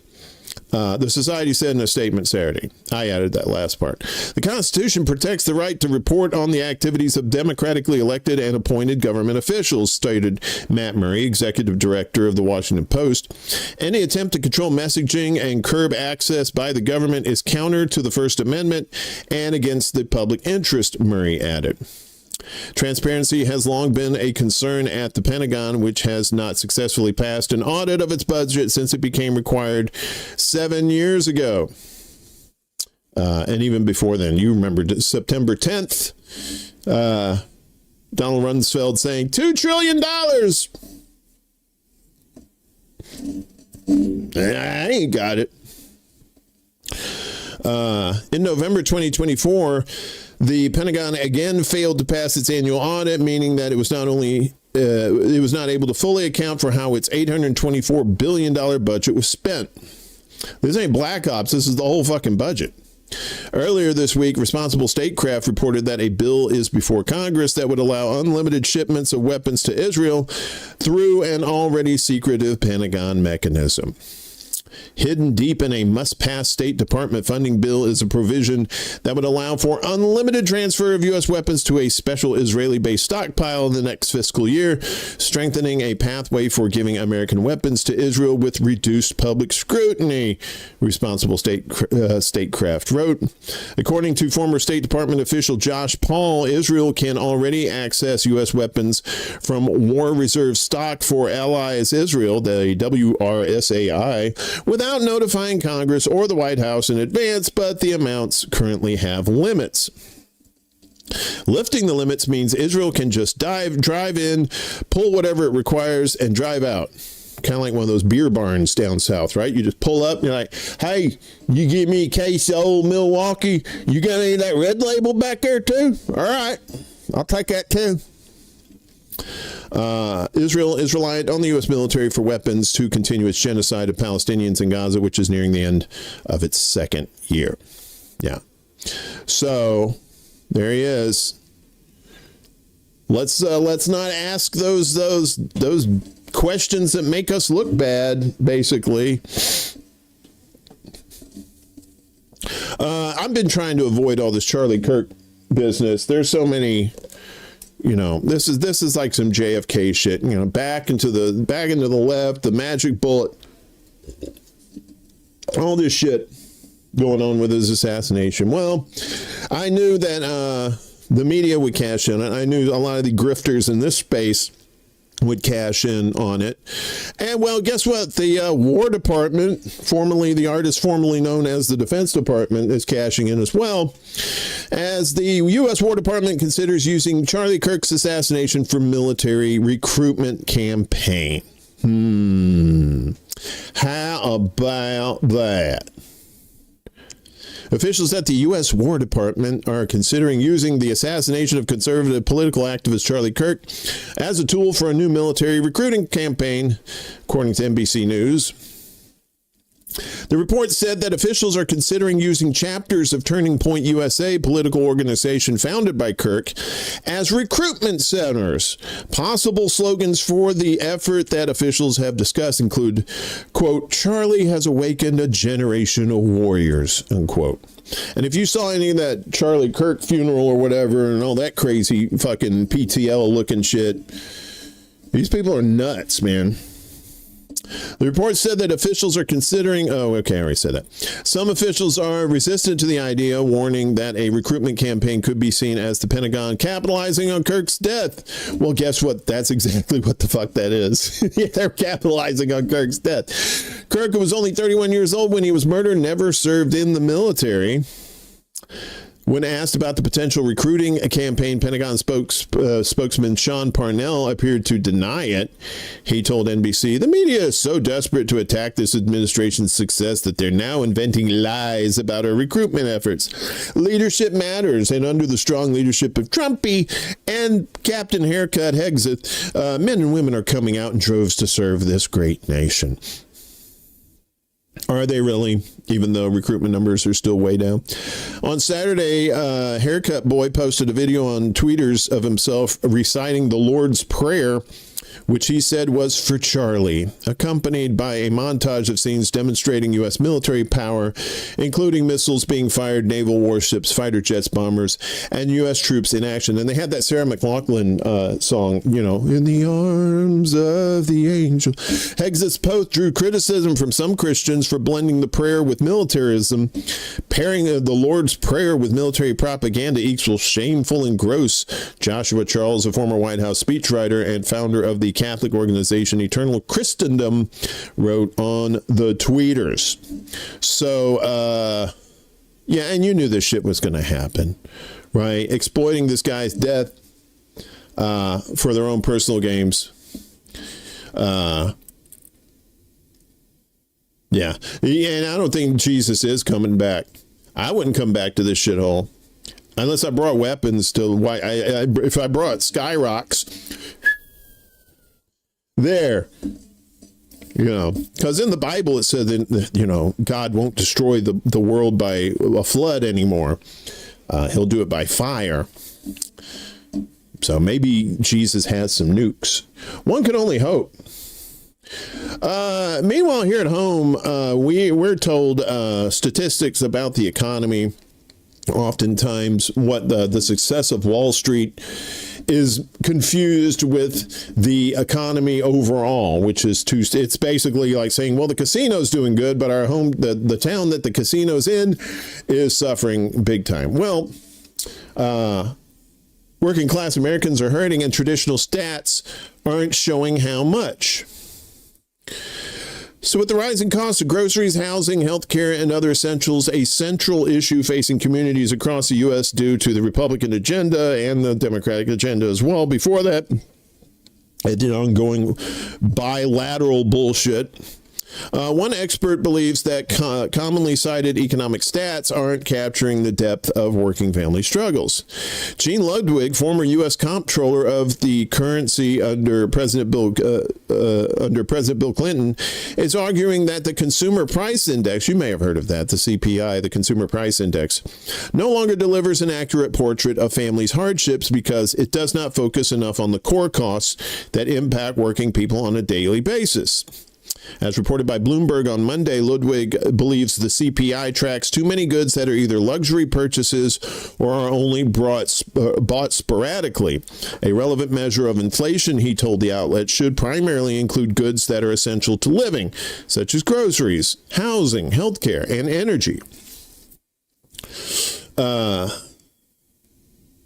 Ludwig and his colleagues at the Ludwig Institute for Shared Economic Prosperity have developed their own measurement called True Living Cost, TLC, not the band or the channel, which focuses on core household needs and excludes items such as plane tickets and golf carts that are included in the CPI formula.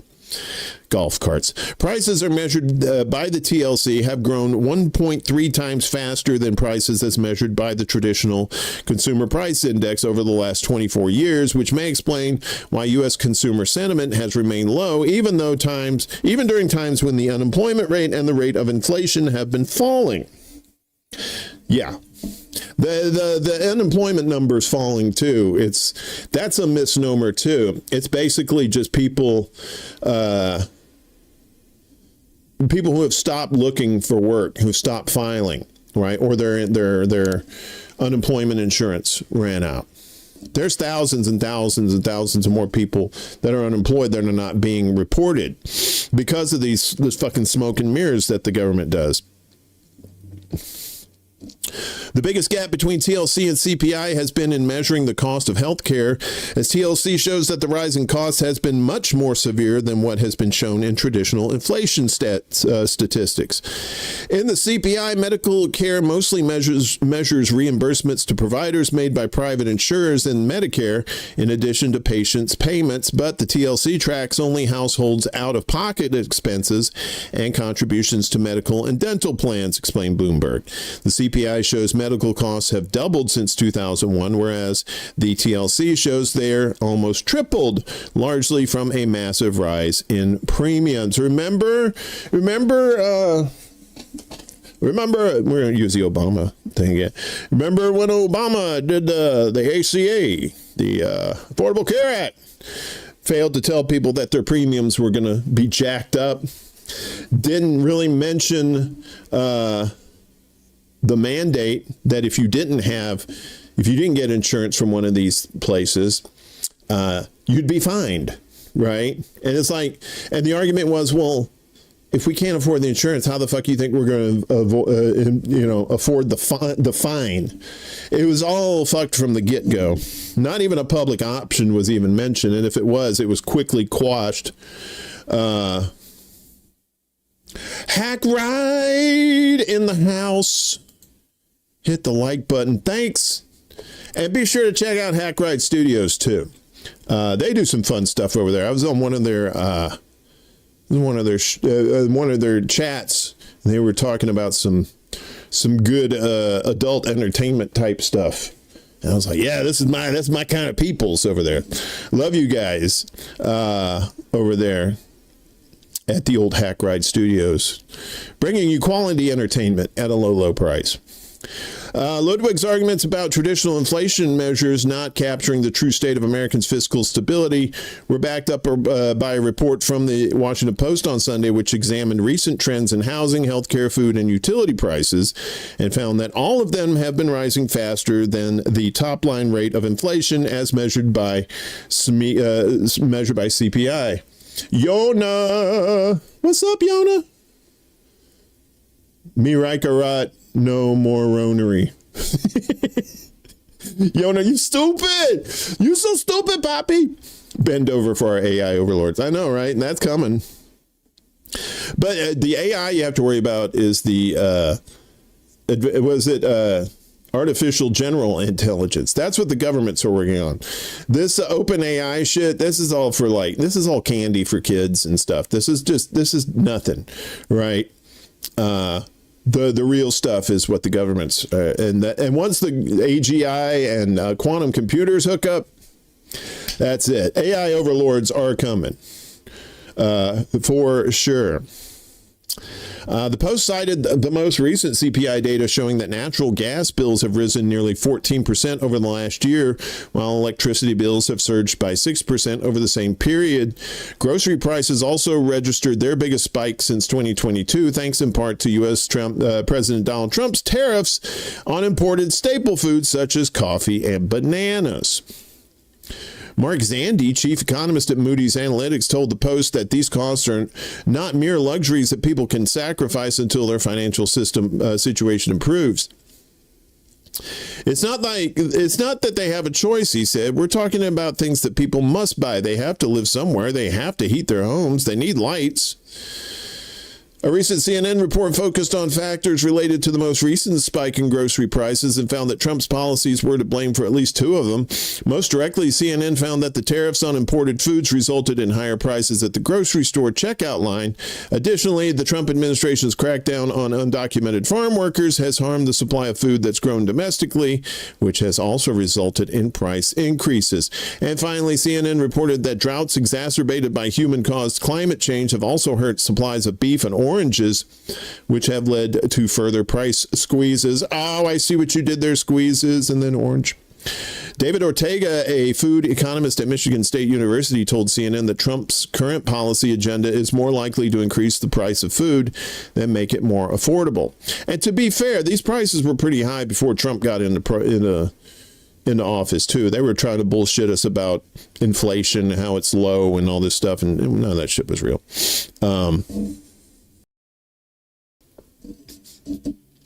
CPI, old dip. Who came up with that shit? I know, right? Given the rising costs of staple groceries, many Americans have been turning to cheaper alternatives. According to the New York Times, sales of Hamburger Helper have grown by 14.5% over the last year, which is a sign that shoppers are bypassing more expensive cooking ingredients in favor of low-cost, easy-to-make meals. Hamburger Helper makes a great meal. Additionally, the Times report found that sales of foods that are commonly purchased by consumers when financial times get tough, such as rice, canned meats such as tuna, and boxes of macaroni and cheese have also been strong. I'm pretty sure ramen noodles are pretty fucking popular too. Sally Lyons Wyatt, global consumer packaged goods and food service industry advisor at research firm Circana, that was my old job, told the Times that U.S. shoppers right now seem to be looking for foods that fill them up for the least amount of money. Yeah, they're looking for more bang for their buck because they ain't got any bucks, right? There's you know, and it's times like this when people who grew up poor, they know how to survive, right? I always say, when it comes to an apocalypse, you can have all the money in the world, but if you don't know how to like cook for yourself, you don't know how to grow food, you don't know how to do any of that shit to take care of yourself, you're fucked. That's basically it. So yeah, like you'll hear people say, well, the consumer price index. Well, the consumer price index turns out to be bullshit. Yeah, so what is this? One moment, please. I want to see something here real quick. Oh, okay. Well, it looks like we might have breaking news.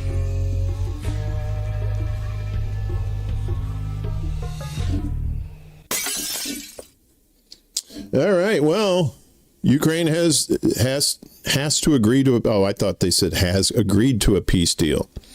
Ukraine has to agree to a peace deal with Russia. U.S. Secretary of State Mark Rubio has said. He added that it's not up to the U.S. to end the conflict and that the two sides must find a compromise. Okay. I was misled there. I thought it said that Ukraine has agreed to a peace deal. So no breaking news, and I totally lied to you. Well, you know, it's one of those things. All right, let's get back to it. Okay. When you said no, that's just bullshit saying that, you know, they know I can't read very well. So let's get back to what's going on with students here in the United States. You know, they see the bullshit that's going on with capitalism, and a lot of these kids are now starting to favor socialism more so than ever. Yeah, I know, has to. I guess so. If they're not going to get any more weapons, they probably will have to come to a peace deal. Anyway, U.S. college students increasingly favor socialism, according to a poll. Most U.S. college students prefer socialist economic systems, such as those of Cuba and the Soviet Union, over capitalism. The results of a nationwide poll reported by the New York Post has suggested. So coming from the New York Post, that's, wow, okay. You think they wouldn't release something like that. An online survey of 820 students at four-year colleges conducted for Yale University's William F. Buckley Institute earlier this month found that 46% of undergraduates agreed that socialism offered a better model than capitalism, while 39% disagreed. At the same time, 40% said they preferred to live under capitalism compared to 36% for socialism. Students have grown increasingly intolerant of opposing views. The poll suggests some 40% said physical violence can be justified to stop hate speech, and 48% approved of shouting down or disrupting campus speakers. It's alarming that a record percentage of undergraduates support shouting down opinions they don't like, Buckley Institute leader Lauren Noble was quoted as saying by the New York Post. She pointed out that the amount of students who think violence is justifiable is a disturbing reality, coming just weeks after Charlie Kirk's assassination, and warned that American higher education is in trouble. So Kirk was killed by a sniper on September 10th he was killed by a bullet. Allegedly, while speaking at a Utah university. Prosecutors have charged Tyler Robinson with the murder, noting whatever. The polling agency Gallup also reported earlier this month that just 54% of Americans now view capitalism favorably, Yeah, I think we told you about that. The lowest figure recorded since the early 2010s. The survey showed that Democratic voters increasingly prefer socialism, with support climbing to 66% this year. The survey also highlighted political divisions and tolerance. 64% of liberal students said they could not be friends with someone of a different political party, compared with 35% of moderates and 25% of conservatives. Liberal students were also more likely to condone disrupting speeches, with 60% in favor compared to 38% of moderates and 35% of conservatives. Now, just regular private speakers at a college, yeah, I guess, somebody that's infamous, you might want to, try to disrupt. But I think it's totally healthy for like town halls and stuff for politicians, elected officials, to hear that, to have their propaganda disrupted, right? To have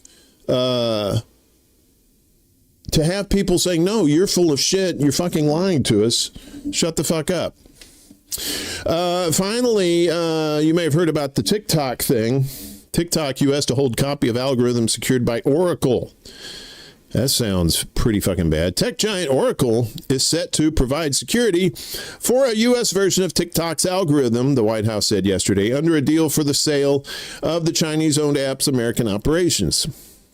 The agreement provides that a copy of TikTok's content recommendation algorithm will be brought into the U.S. joint venture system, a senior White House official told reporters. It's going to be fully inspected and retrained by the security provider on U.S. user data, and then it's going to be operated by that U.S. entity, the official said, speaking on condition of anonymity. In other words, it's going to be neutered to the hilt, if it wasn't neutered already. Washington has forcefully sought to take TikTok's U.S. operations from the hands of Chinese parent company ByteDance over, quote, national security reasons. It's always national security reasons.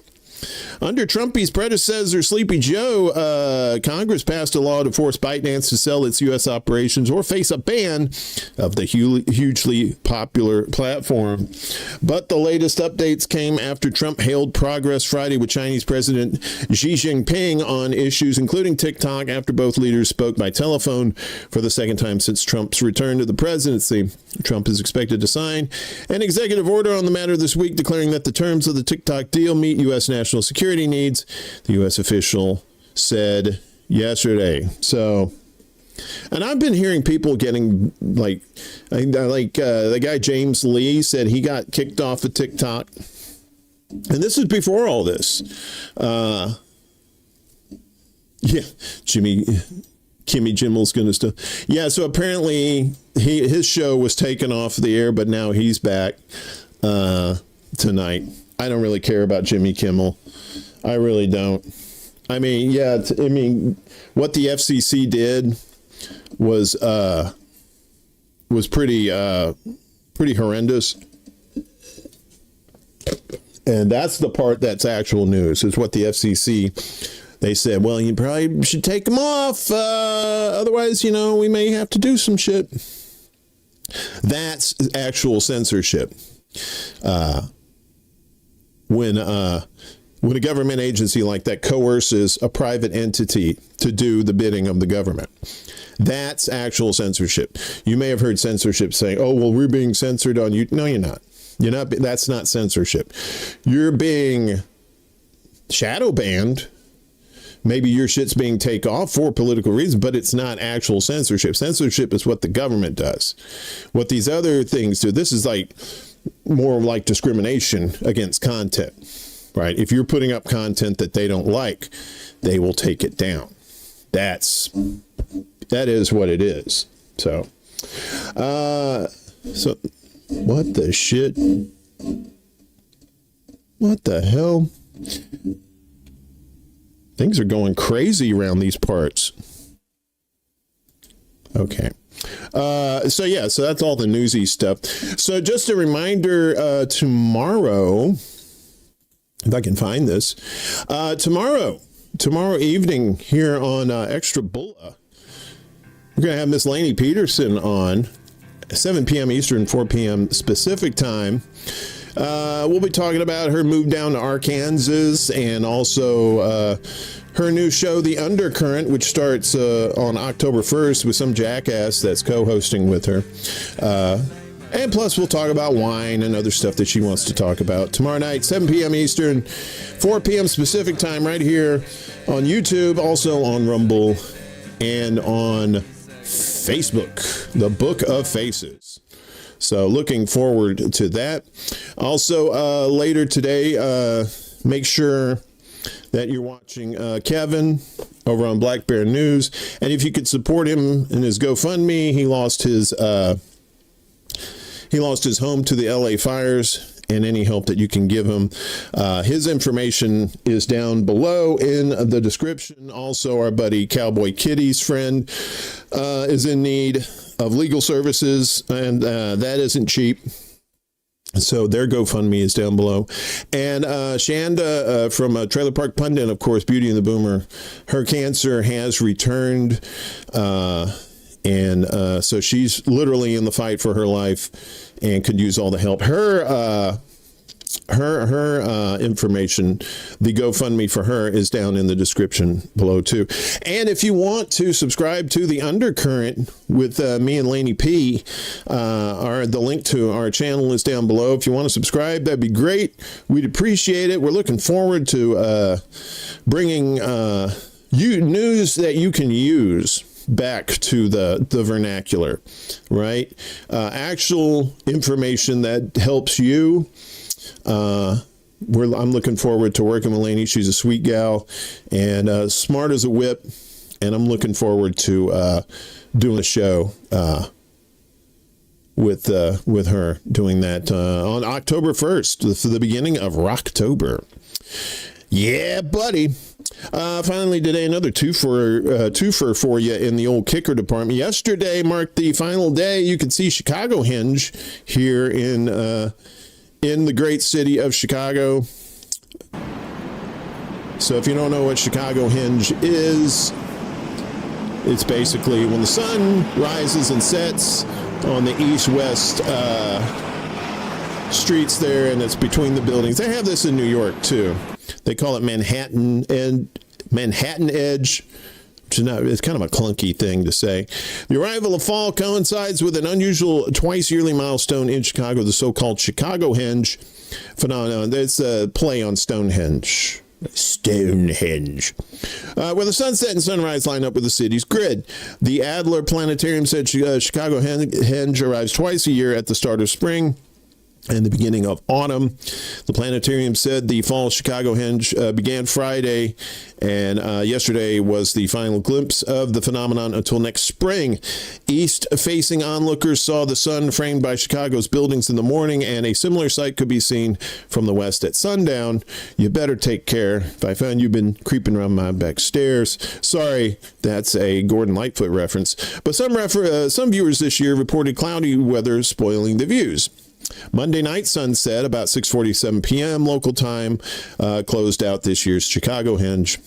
Finding a place to spot Chicago Henge is a no-brainer. Simply find one of Chicago's east-west facing streets, pick a spot 5-10 minutes before the sunrise or sunset, and enjoy the view, the planetarium said. And finally, the Nobel Prizes, the IG or IG Nobel Prizes awarded for painted zebra cows, pizza-eating lizards.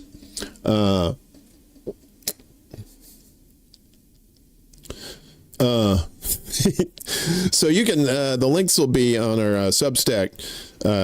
So yeah, just so you know, and that link is down below as well. So after the show now, I hadn't been using our Substack for anything really, and I said, well, I'm going to put it to good use. I'll put all the show links and the link to the actual video of the show there too, so you'll be able to see this for yourself. But I'll just tell you about it. The Annals of Improbable Science announced this year's slate of IG I hope I'm saying that right. Ig Nobel Prize winners, including researchers who painted cows like zebras and a team who analyzed the pizza preference of lizards.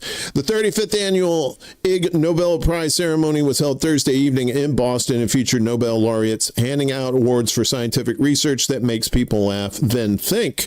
The prizes are intended to celebrate the unusual, honor the imaginative, and spur people's interest in science, medicine, and technology, the official website states. This year's Literature Prize was awarded posthumously to William Bean for persistently recording and analyzing the rate of growth of one of his fingernails over a period of 35 years. The Psychology Prize went to Marcin Zajankowski and Giles Gignac, who analyzed how receiving high IQ scores relates to temporary state narcissism. Happy autumnal equinox, everybody. Yes. This year's Nutrition Prize was awarded to Daniel Dendy, Gabriel H. Signiabeto, Roger Meek, and Luca Luiselli, who determined rainbow lizards at a seaside resort in Togo prefer 4 cheese to other varieties of pizza. Julie Manella and Gary Beauchamp received the Pediatrics Prize for looking into what a nursing infant experiences when their mother eats garlic. Japanese researchers, oh my God, here we go. Tomoki Kojima, Kazuto Oishi, Yasushi Matsubara, Yuki Uchiyama, Yoshihiko Fukushima, Fukushima, Naoto Aoki, Saito, Saito, what you will. Sorry. Tatsuaki Masuda, Junichi Ueda, Hiroyuki Hiruka, and Katsutoshi Kino, Jesus, were awarded the Biology Prize for experiments that determined cows painted with zebra-like stripes were 50% less likely to be bitten by flies. That's a lot of people to find that out. The Chemistry Prize was presented to Rotem Naftalovich, Daniel Naftalovich, and Frank Greenway for experiments that analyzed whether eating Teflon, a plastic scientifically known as polytetrafluoroethylene, would be an effective way to increase food volume without extra calories. The Ig Nobel Peace Prize was presented to Fritz Renner, Ing Kurzbergen, Matt Field, and Jessica Worthman, whose study found that drinking alcohol sometimes improves a person's ability to speak in a foreign language. I know weed will do that too, because I remember I was smoking some weed and I was talking to my Spanish neighbor one day when I was in New York, and we were just having a great conversation. And then I started sobering up and I couldn't remember what I was talking about. Indian researchers Vikash Kumar and Sarthak Mittal received the Engineering Design Prize for analyzing from an engineering design perspective how foul-smelling shoes affect the good experience of using a shoe rack.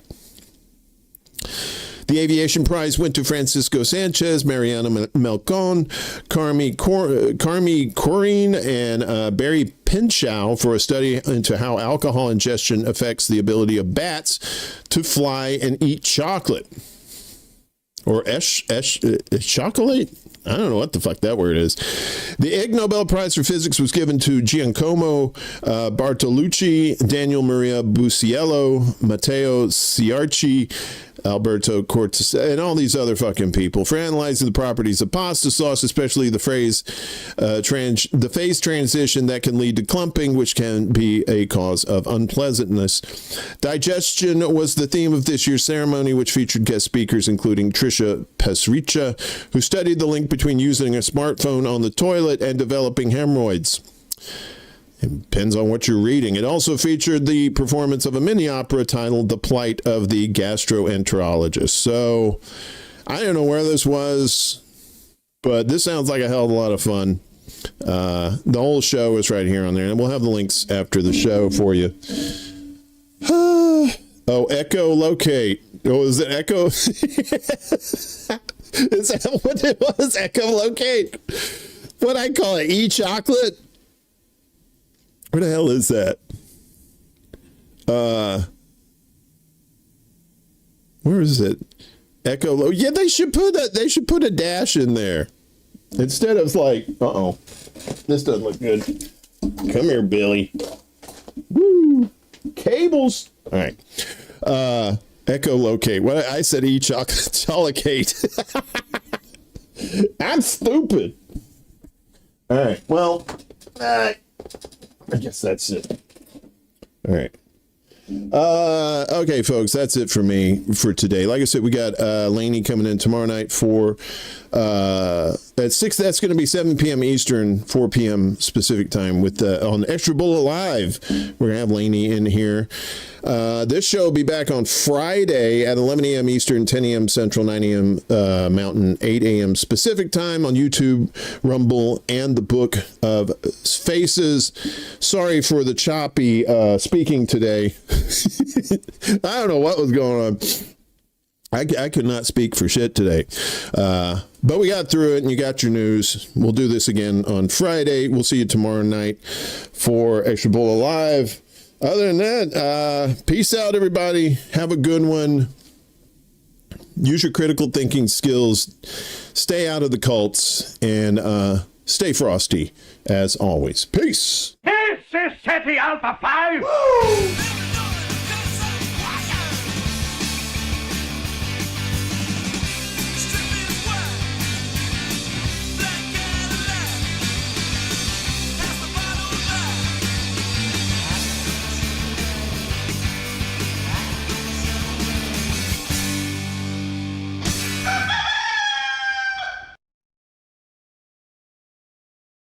Soon.